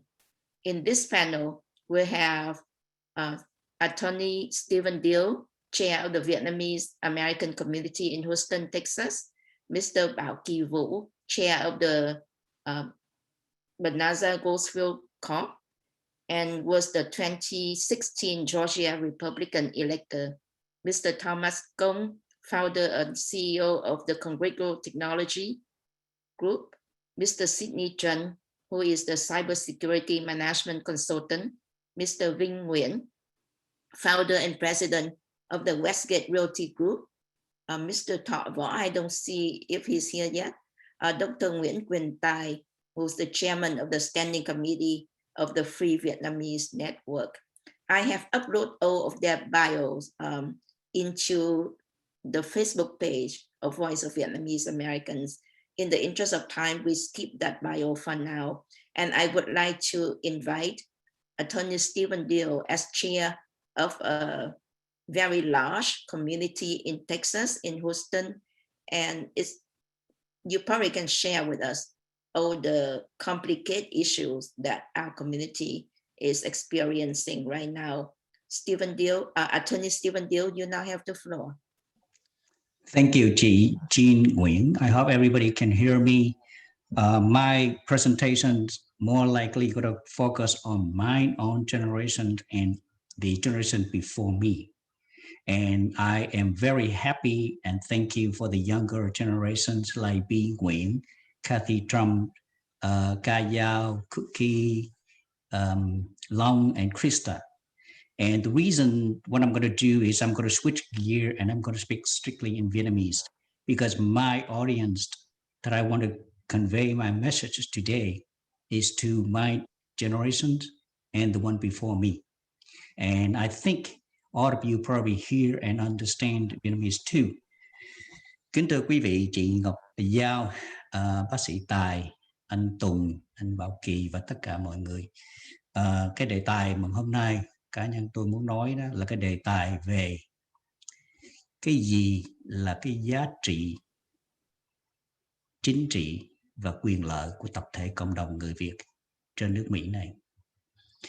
Hồi nãy giờ quý vị nghe tất cả những người trẻ đã trình bày, tất cả những cái gì họ trình bày là đi vào cái trọng tâm, đó là làm thế nào để mà phát triển, phát huy, bảo vệ và bảo tồn quyền lợi của tập thể cộng đồng người Việt tại những cái khu vực của họ ra ứng cử. Những cái khu vực của họ ra và họ lãnh đạo thì có một số là những người Việt và những người trẻ sinh viên ra. Tất cả những gì họ làm đều là vì cái quyền lợi của tập thể cộng đồng người Việt của chúng ta.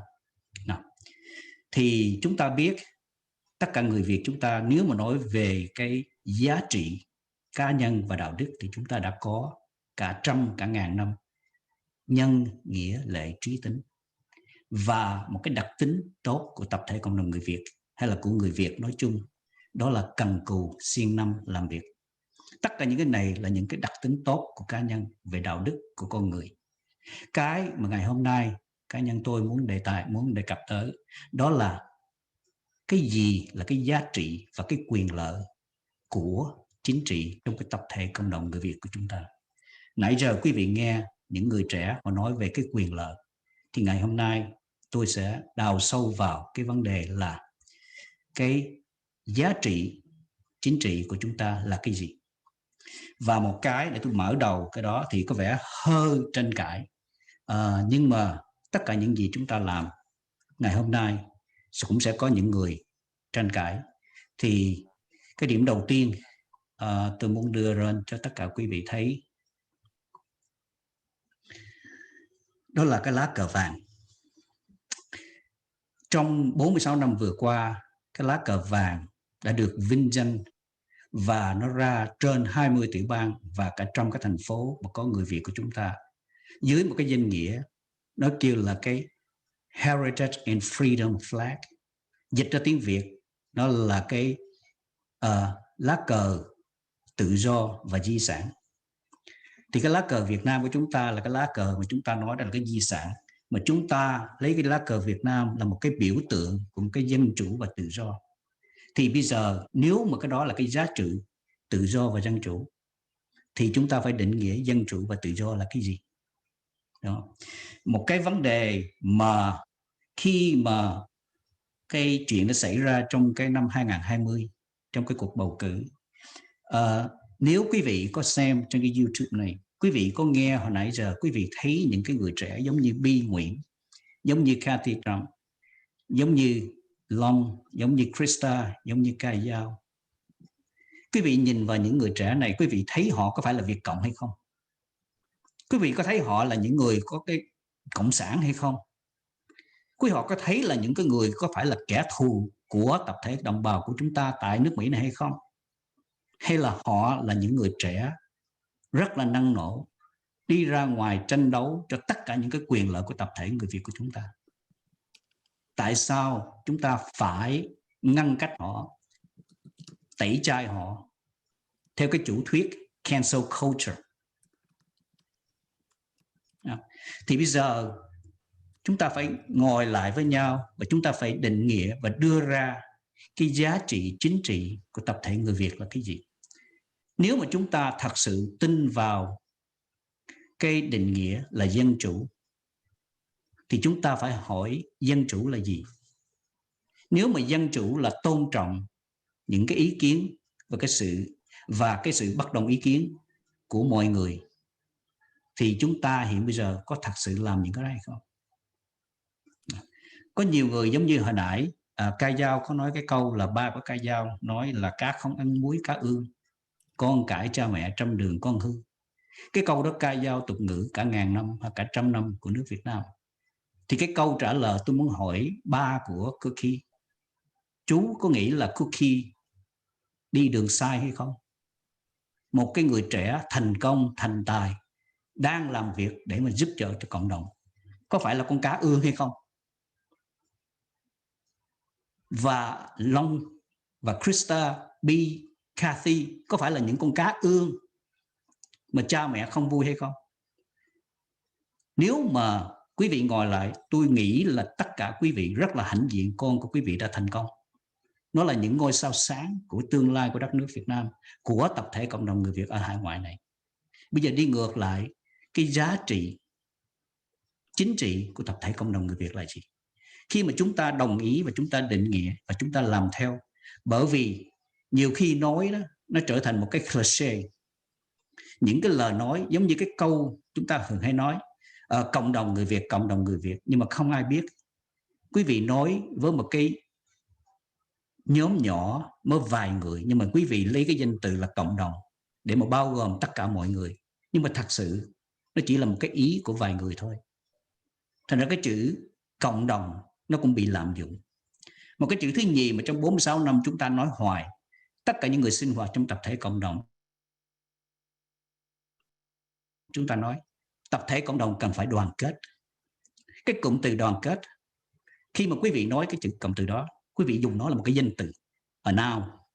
Nhưng mà đối với tôi cái chữ đoàn kết nó là động từ, is a verb. Có nghĩa là gì? Quý vị cần phải hành động để mà chứng minh nó cái sự đoàn kết, chứ không thể nào cứ nói đoàn kết mà cái hành động của chúng ta nó đi ngược lại cái vấn đề đoàn kết. Khi mà quý vị tẩy chay một người vì một cái sự bất đồng ý kiến, thì quý vị có nghĩ là quý vị đoàn kết hay là quý vị chia rẽ? Và khi mà chúng ta nói chúng ta bảo vệ và tranh đấu cho nhân quyền và cho dân chủ và tự do trong nước Việt Nam, đó là một cái ước nguyện rất là cao cả, mà luôn cả những cái thế hệ trẻ của chúng ta hiện nay cũng đang ao ước và đang tiến hành cái vấn đề đó, tiếp nối cái con đường tranh đấu đó. Nhưng mà trước khi mà chúng ta tranh đấu cho dân chủ và nhân quyền trong đất nước Việt Nam, cái điểm đầu tiên là chúng ta cần phải tranh đấu cho dân chủ và nhân quyền trong cái tập thể cộng đồng người Việt của chúng ta ở hải ngoại này. Và cái tôi có thể nói dài, nhưng mà bây giờ hết giờ, và cảm ơn chị Giao Nguyễn và cảm ơn tất cả mọi người. Thank you, Stephen. Cảm ơn luật sư Stephen Deal. Những cái điều anh nói ra rất là quan trọng và bổ ích. Hy vọng là chúng ta sẽ có dịp mời luật sư Stephen Deal trở lại và nói chuyện với chúng ta trong 1 giờ đồng hồ tất cả những điều quan trọng này. Vì có người, we have a panelist, Mr. Thọ Võ, who has to go in a few minutes. I'm going to invite him to speak next. Mr. Thọ Võ is the software engineer, and he has a lot of thinking about the issues we have currently in the community. Anh Thọ, would you please take the floor? Hình như anh Thọ không có ở đây chị không? He used the Facebook link. He said he's unable to access us, but don't know if he texted me asking to give him a few minutes.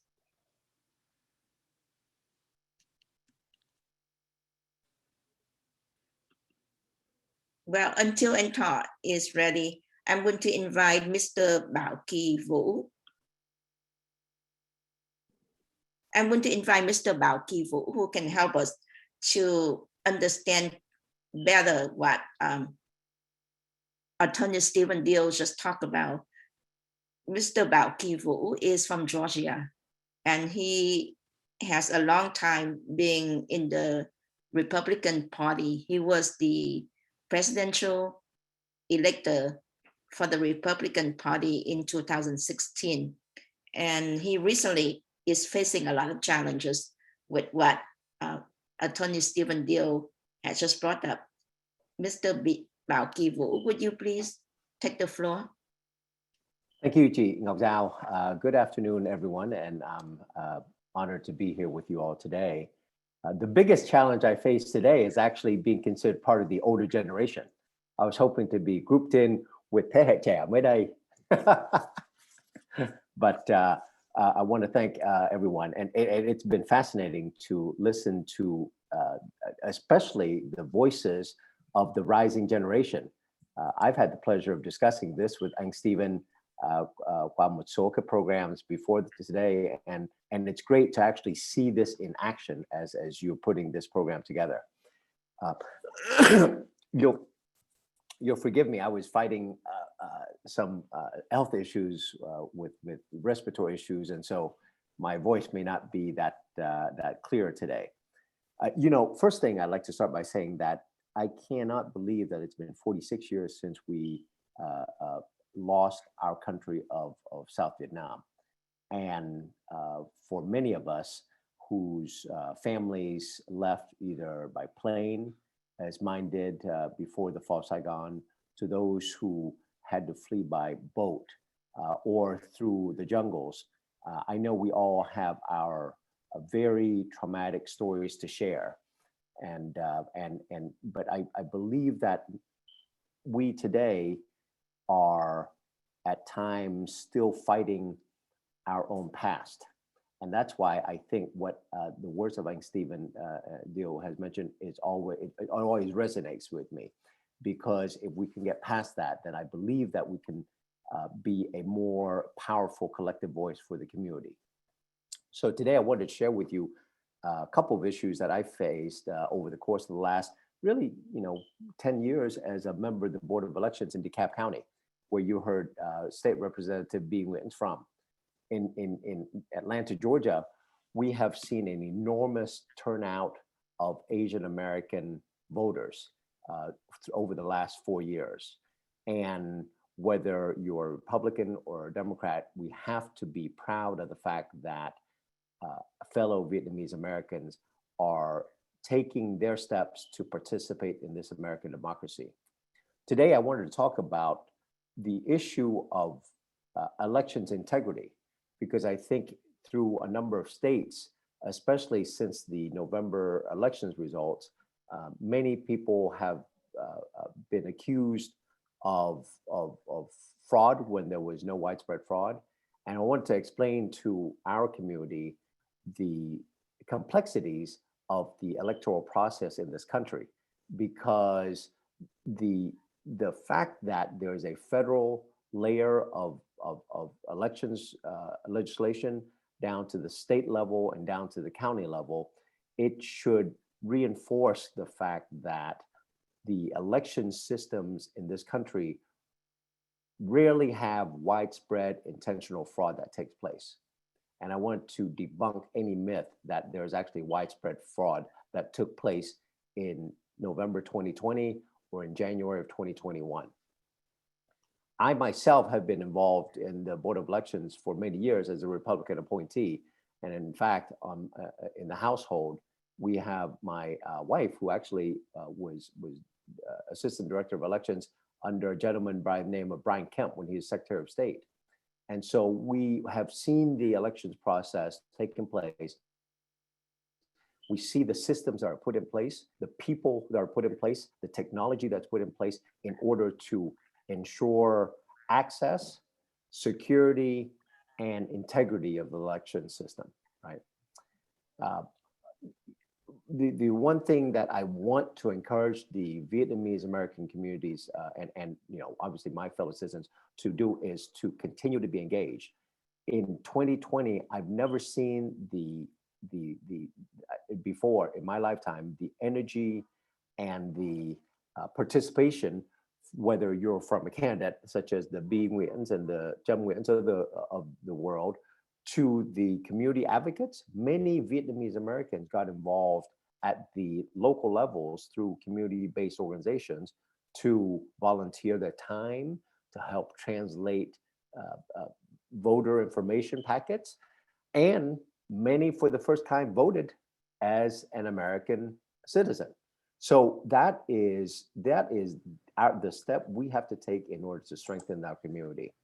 And I want to end on this note, because as I mentioned, my family left 46 years ago, and we're extremely fortunate to have left before the fall of Saigon. But while we may come from different backgrounds, we all share a common destiny. And the tone and the discourse that I get to experience here today, along with all of you, is what I want all of us to carry forward in our communities going forward. So thank you very much.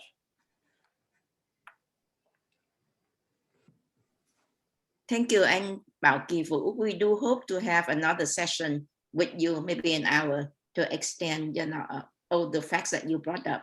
Next is anh Thọ still here. Are you able to join us, anh Thọ? Yeah, chị có nghe được mình không chị? Dạ, nghe được. We hear you well. Okay. Anh Thọ, please take the floor. Okay, xin phép được chào tất cả các anh chị. Tôi cũng cần gấp phải đi, ra xin phép được nói ngắn gọn thôi. Thì một trong những cái điều mà tôi rất là mong mỏi mà nhìn thấy cái cộng đồng chúng ta mà cần phải làm tốt hơn, đó là cái ý thức chính trị đúng đắn. Cái ý thức chính trị đúng đắn là gì? Có nghĩa là chúng ta phải ý thức được cái quyền lợi của cái cộng đồng của chúng ta, chứ không phải là đừng đặt cái quyền lợi của cộng đồng, của tập thể, của người Việt gốc mẹ của người Việt mình ở đây lên trên, chứ đừng có đặt cái tự ái cá nhân mình, hay là đặt những cái hiềm khích nhỏ nhặt giữa chúng ta với nhau. Mà cái chúng ta cần phải học hỏi những cái kinh nghiệm mà những cái sắc dân đi trước họ đã vạch ra con đường đi cho chúng ta. Một trong những cái điều mà chúng ta làm rất yếu đó là cái ý thức cái quyền lợi chính trị. Cái quyền lợi chính trị nó đi đôi với lại quyền lợi kinh tế. Người Việt mình là ít khi nào chịu đi bầu, mà đến khi đi bầu thì đi bầu rất là mù quáng, dồn phiếu cho không cái lá phiếu của mình, chứ không có cái lá phiếu của chúng ta nó không có cái lưỡi câu để mà nó mang lại cái quyền lợi cho thực tiễn cho cái cộng đồng mình. Cái đó thành ra là khi mà chúng ta mà ở nước Mỹ này, mình nhìn thấy có những cái rất là vô lý.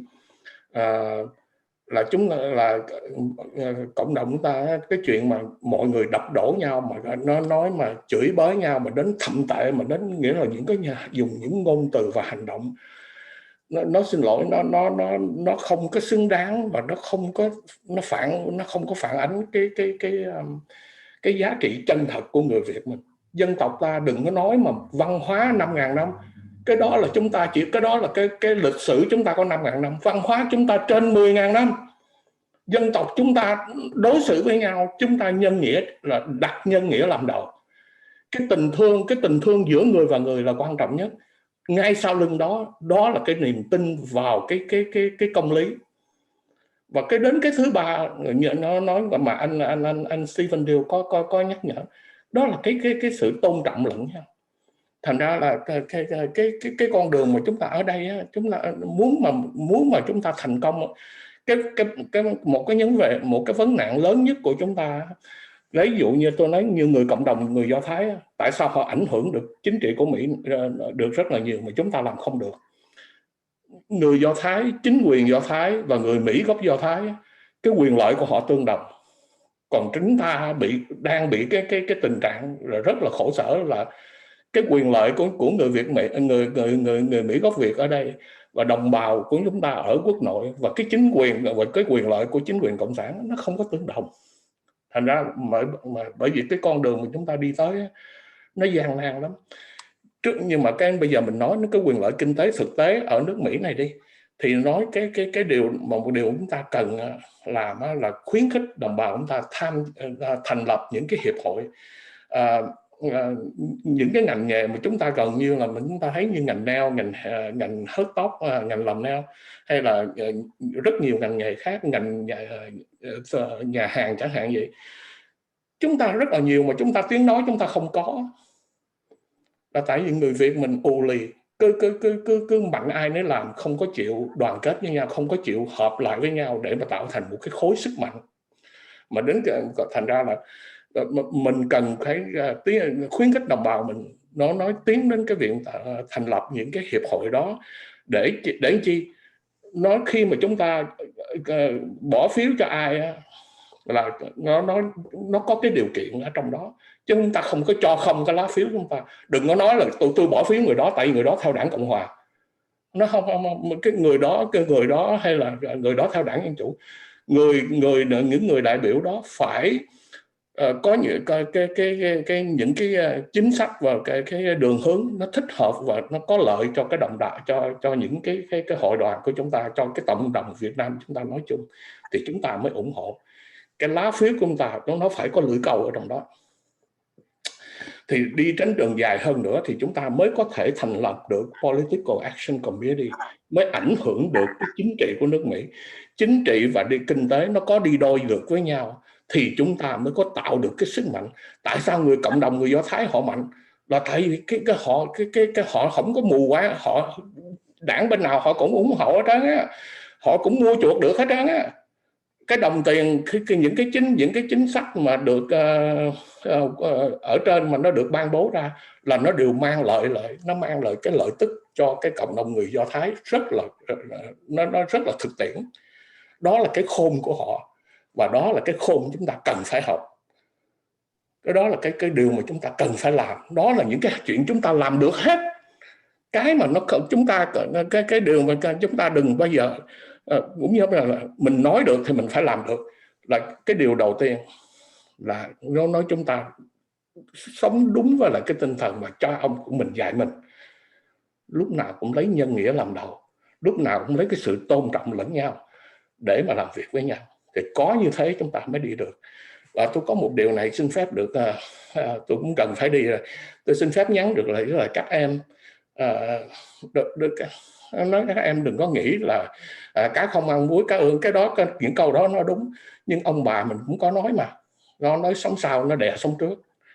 Đừng nói cái thế hệ sau, các em nhìn thấy những điều và các em có khả năng hơn là thế hệ của tôi. Là bởi vì cái em sinh ra và lớn lên ở cái điều kiện của nước Mỹ này, các em nó you were far more well prepared and you had a hell of a longer time, you know, with this culture, and you know what's going on, you know how to deal with it. Thành ra là nó cái đó đừng có bao giờ mà nghĩ là nó nói mà. Thành ra là nó chính là những người ở thế hệ của mình, những người như tôi đi trước, phải đối xử với các em là phải có cái sự tôn trọng và kính trọng tối thiểu, chứ còn không có nói chuyện mà nói khơi khơi là tụi bay trẻ tao, tụi phải nghe lời tao. Cái chuyện đó nó cái suy nghĩ đó nó lỗi thời rồi.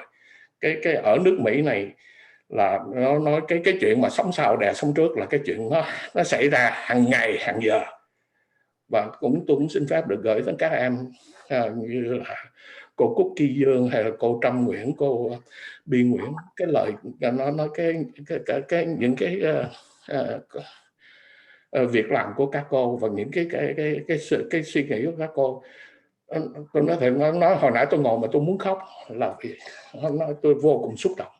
Là các em nói là các cô là xứng đáng là là thế hệ mai sau, là những cái người đại biểu cho người Việt mình ở đây.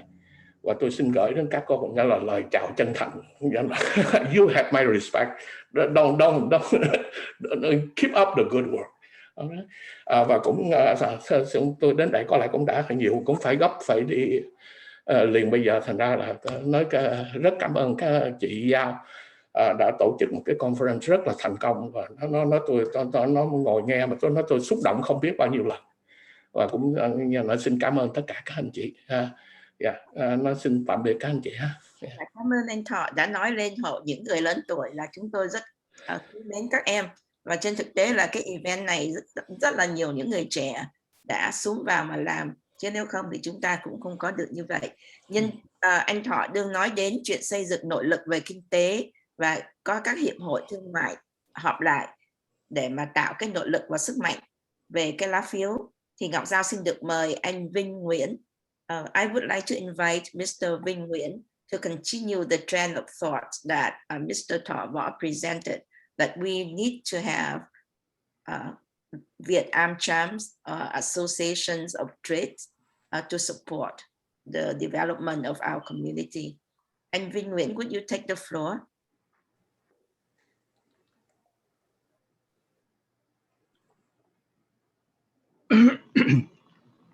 Yeah, cảm ơn chị Giao. Thank you. I was asked to brief you on the economic condition of our Vietnamese American community. And due to the time limit, I don't want to go over statistics or I'll mention our strengths, but to point out two deficiencies that we as a community, excuse me, in order to move forward, we can alleviate or implement steps to alleviate. So the first problem or deficiency, number one, is related to capacity building. In particular, access to capital.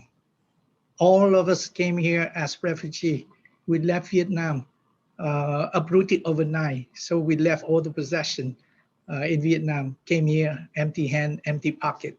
So we all started from zero. And so we are at we were at a disadvantage point compared with other minority groups, such as the Chinese community or the Korean community. Their business have the initial capital a lot higher than ours. And so their business tend to be a lot larger scale. Aside from starting the business with higher capital investment, they can even access their home country if the need arises for more capital. Such is not the case for our community. And so access to capital, our own business people will have to go to commercial lenders and the Small Business Administration. But due to language barriers and our cultural cash-only business model deter us from getting the necessary capital. So we kind of sideline and do not enjoy or get the benefit that give us the strength to move forward or to move higher in the echelon. We also have a lot of Vietnamese. The other problem is the lack of engagement of successful entrepreneurs and executives in the community. And we all know companies, Vietnamese American companies or entrepreneurs.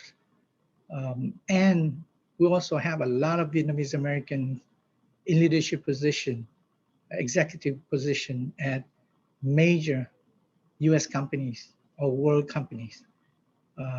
Bank of America, TikTok, Uber, just to name a few. But somehow they got disconnected with our community. There is no network to connect them. And frankly, there is not much activity that they can participate in a meaningful way or productive way currently.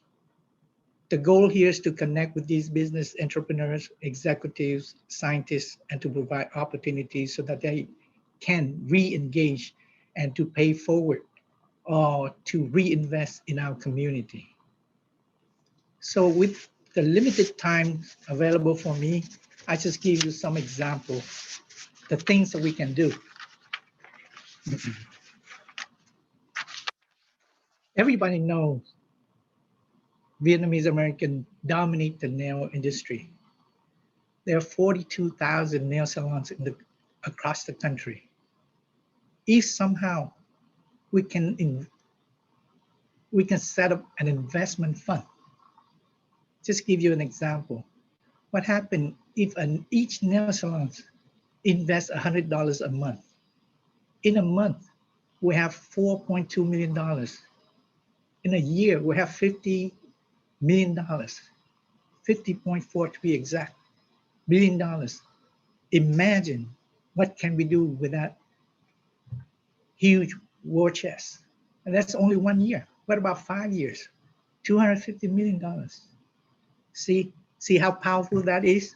So if you refer back to a comment that politics and economics go together, if the Vietnamese community is that strong or provide access to capital, even from just one industry, the nail salon industry, that they can access money to expand. If there's a short, a cash flow problem, they can access or they can get the money to expand. So that is very powerful. And when they use the money from their own community, they tend to come back and reinvest in the community. So that's one example of what we can do.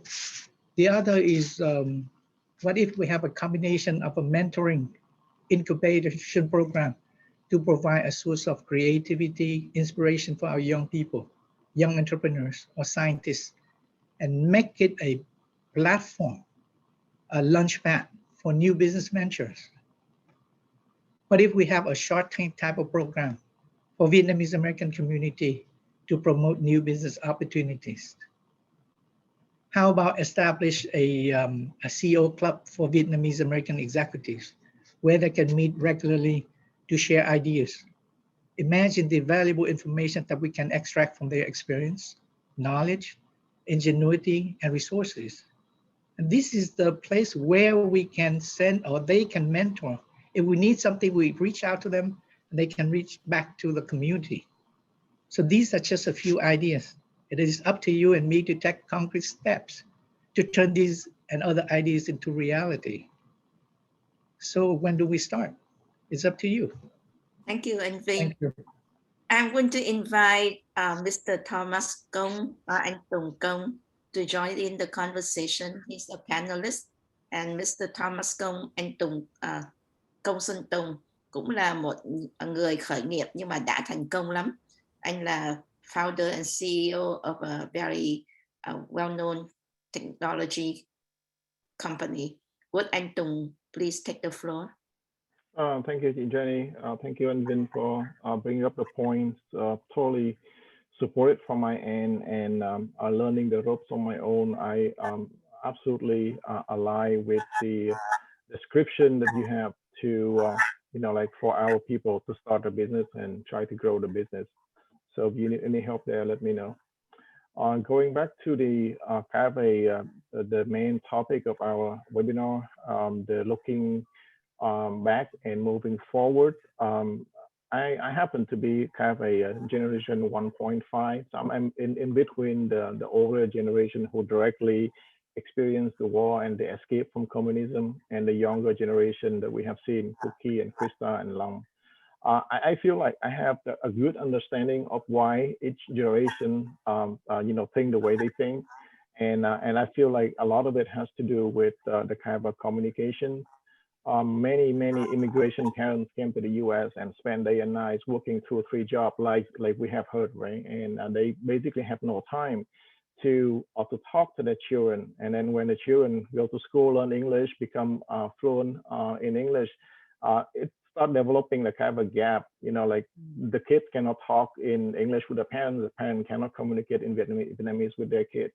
So I think if we can, as a community, if we can help bridge that gap by building up the kind of a better understanding through some language education, learn helping with learning to talk to your parents in Vietnamese, try to learn the history of Vietnam, why the older generation is so adamant about like anti-China. Just look at the history of Vietnam, you know why. And then why they are so like anti-communist. And you have to learn and appreciate the struggle that they came through, and then you can understand that why they think the way they think. So I think there has to be a kind of a embrace from both generations. The older one need to agree that hey, bây giờ con cái mình lớn rồi, the younger generation will do much better than what we did in the past. And then on the other side, the younger generation need also to learn the lesson and understand the struggle that their parents and grandparents have gone through. So I think this webinar is a first step in the right direction, and hopefully we can foster more kind of a discussion and communication, and hopefully we can together push our community forward as a significant community with a political clout in the U.S. politics, and at the same time we take care of our own people. So thank you. Thank you, anh Tùng.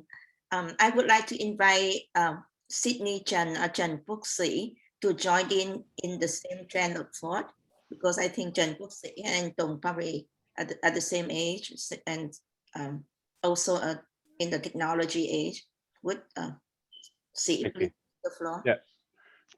Thank you, Chị Giao.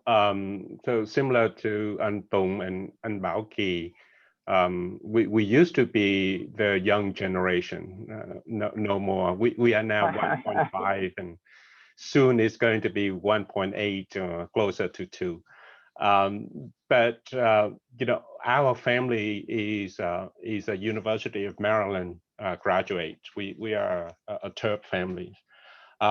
In fact, when we went through college, we were wondering what happened to VSAs after we left, because at the time we thought that there were not too many Vietnamese Americans. Not only are we surprised and very pleased with where we are now, the fact that the VSAs are not only operating as islands. They actually come together as MAUVSA and other organization, which is great to see.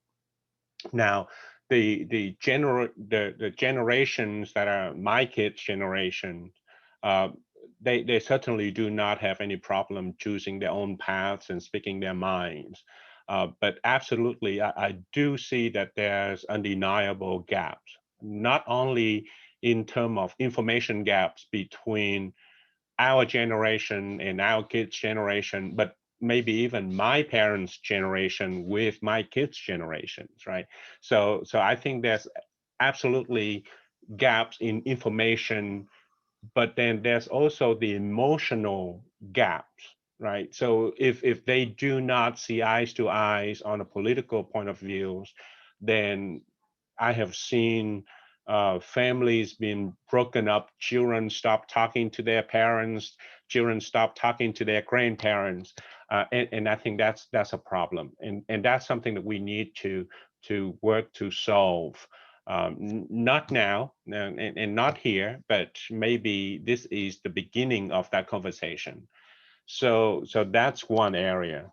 The second areas that I see as a burning platforms, and that is related to the discrimination against Asian Americans. And we all have talked about that. So we do recognize that racism exists, and we see that the political culture within the last 4 years, or maybe the pandemic, has worsened that atmosphere and wasn't the problem of discrimination. But the first thing we need to understand and be able to agree upon is there's nothing that resemble the model minority mentality that our older generations sometimes believed. Asian Americans, Vietnamese Americans are better minorities because we work harder, because we endure more, so on and so forth. I think that's the first thing that we need to topple, is that model minority mentality. And we need to stand up. We need to work with each other. We need to speak up. We need to link arms with other minority groups to fight against racism. And I think that there's going to be multiple opportunities for us to work together in the future. But I think this is a very good start to have that conversation. So let me stop, and thanks again to everyone for giving me the opportunity to convey the ideas. Thank you. Thank you, Sydney. Thank you, Quốc Sĩ. We have a very important panelist here, Dr. Nguyen Tai, and he's been working on this for a long time, and he's still pushing forward to the united and do everything better for the community as a whole. Dr. Nguyen Tai, please take the floor.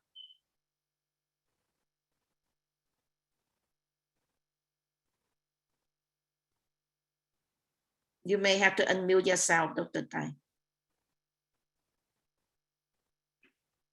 Please unmute.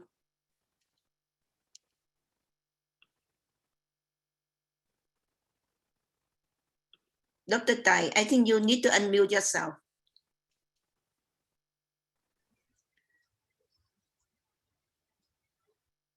Thank you, Mrs. Ngọc Giao.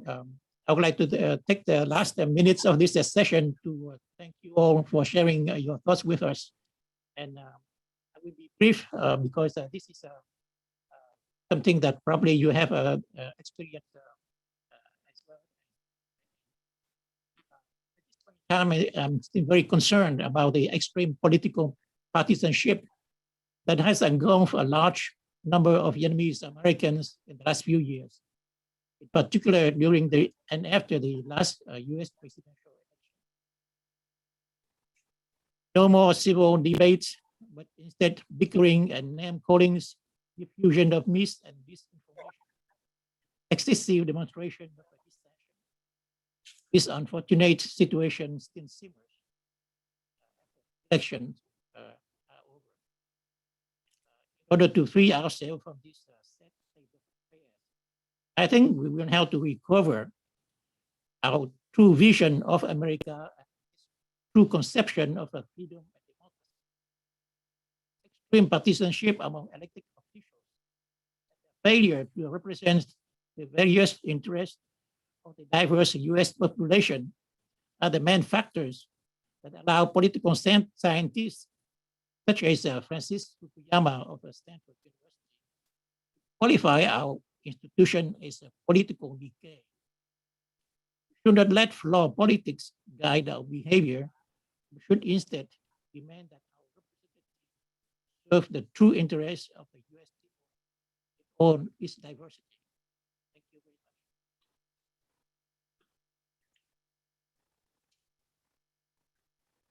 Thank you, Dr. Nguyen Tai. At this point in time, we truly have a few minutes left if we want to have a discussions. If anybody has a questions, please send into the Q&A or raise your hands. Before we receive the questions, I'd like to say that many panelists have said that this is just the beginning. We do hope that we have many other discussions to follow to talk more in depth about all the points that you brought up. So all the panelists who want to expand on your points, please be ready and let me know and we'll set up the session with you. Anybody has any questions for any panelists here? If not, I'm going to raise a question to Mr. Vũ Bảo Kỳ. Please share with us how you think about the current situation inside the Republican Party. You know, a majority of all the Vietnamese Americans, we tend to follow the Republican parties, and sometimes they could care less of what the party says, but they just vote for Republicans. Is there anything that you can bring up for us to make the choice?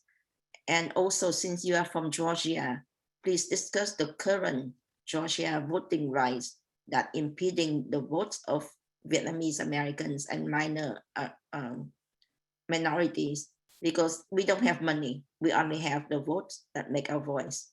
Thank you. Thank you, Jeannie. Well, first of all, I would like to say that what you all are experiencing when you read the news about the Republican Party is exactly what's happening, and is the fact that there are Republicans who still believe in the ideas of freedom, democracy, free trade, are pro-business, pro-business, and there's another segment that isn't really Republican at all, not since the days when I've been involved as a Republican Party activist. There is a segment that has become anti-business, there's a segment that's become anti-science, and anti-progress. Có nghĩa là chống tiến bộ, chống khoa học, và chống thương mại. This is a battle for not just the Republican Party, but I think it's a battle for what America truly stands for, because we are going through a series of economic and health challenges in this country, and that also is taking place across the country and the world. And we are looking for solutions. But as I see from our discussion today, the Republican Party no longer enjoys the type of conversations and discourse that many of you are actually supporting. It has become a party of loud voices overtaking the reasonable and educated voices. So that I don't think it's going to end anytime soon, but it will continue to play out, especially in 2022, and obviously perhaps in 2024, when the former US president has threatened to run for another term. As for the state of Georgia, you heard previously from State Representative Nguyen. Georgia has moved from being a solidly Republican state as of really just 7 years ago, to now being a very close purple / swing state. That is because of two big reasons. One is the election of Donald Trump to be the 45th president of the United States energized many folks, including principal Republicans and independents. Secondly, the recent business growth into Georgia has brought along with it many families who previously called Texas home, previously called California home. They now have moved here because of the business climate, but with them, and especially because these new citizens tend to be the young professionals, they are better educated and they're better informed. And so they've become much more engaged in the political process. From 2016 through 2018 through 2020, the state of Georgia saw an increase of about 1 million voters across the state. It's enormous when you think about that, because why? Because for a state of 10.5 million, the voter participation rate has increased substantially between 2016 and 2020. The elections, quote unquote, legislations that have been passed this past session were worrisome to me. And I was worried, not because it's an outright suppression of the vote, but I was worried because the legislation was brought forth based on the premise of the biggest lie of all, which is that somehow there was widespread fraud in the electoral process. That was the first reason why I was against it. Second reason was the fact that as a Republican who believes in the exchange of ideas and who believes strongly in free trade, being pro-science, being pro-innovation, it was also the optics, the perception that was extremely negative for the Republican Party. We are now telling people that we should change laws when it deals with elections every time we lose, which is not what we want to do. And thirdly, I was concerned about it because it puts enormous stresses on the state as well as the counties to conduct reasonable elections given the budgetary constraints that we have. So again, it's three reasons I was against it. It was because of the reason for it being passed, which is that somehow there was widespread fraud. There wasn't, that's a fact. And it's been proven time and again that there wasn't widespread fraud. Recounts, court decisions, as well as the people who propagated these lies in the first place, whether it's Rudy Giuliani or Sidney Powell, having in the court of law, their attorneys saying, you know what, no one reasonable should believe what we said, right? So I hope that that's a summary of what we've gone through in Georgia. And I hope that both sides can come back from the brink at bringing the state together, but also this is a bigger story. It's about America and what kind of role we have to play in order to promote democracy in America. So thank you. Thank you, and Bảo Kỳ. We all have heard Representative Nguyen, who helped to bring the voice of the peoples up with votes. Now, in your case, you have been the core members of the Republican parties in Georgia. And with everything that you put forth, it sounds like a foundation of democracy in the United States, in America. But what is going on inside the party? I heard that the party had asked you to resign, censure you from everything that you bring forth. Is that correct? Yes. First of all, I was actually amused that they were thinking of me on that particular day. I think that as all of us know, we have enormous challenges in this country right now, whether it's the pandemic or the economic and mental effects from the pandemic. We have enormous national security challenges from Russia and China, competitive threats from China.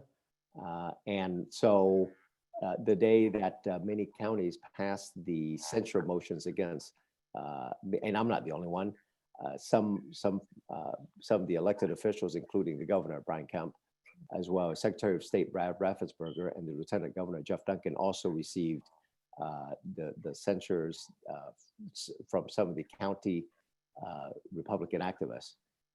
I personally think that for us here, you know, we know what it's like to flee an authoritarian country. We fought for democracy in our homeland for many years, and even like Stephen had mentioned before, it's ironic that we are now fighting for democracy here in this country.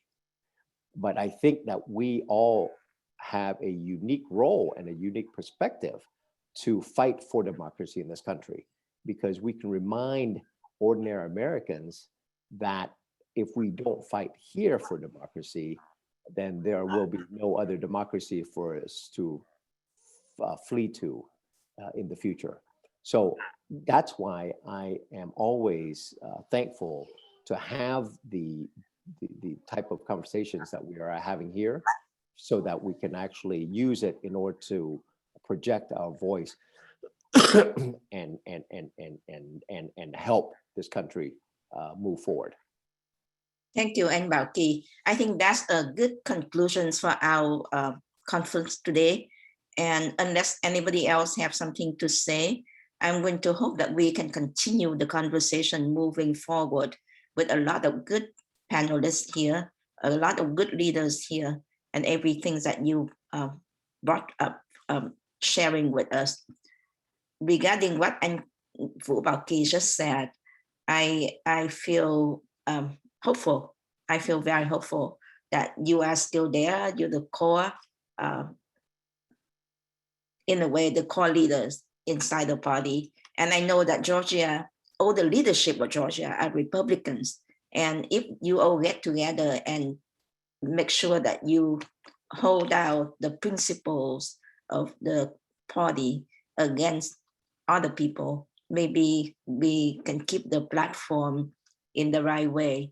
And I also was very happy that you listened to Representative Nguyen, who represent the other side of the poor people. And we probably can feel that she was very passionate and she was being moved by seeing people suffering.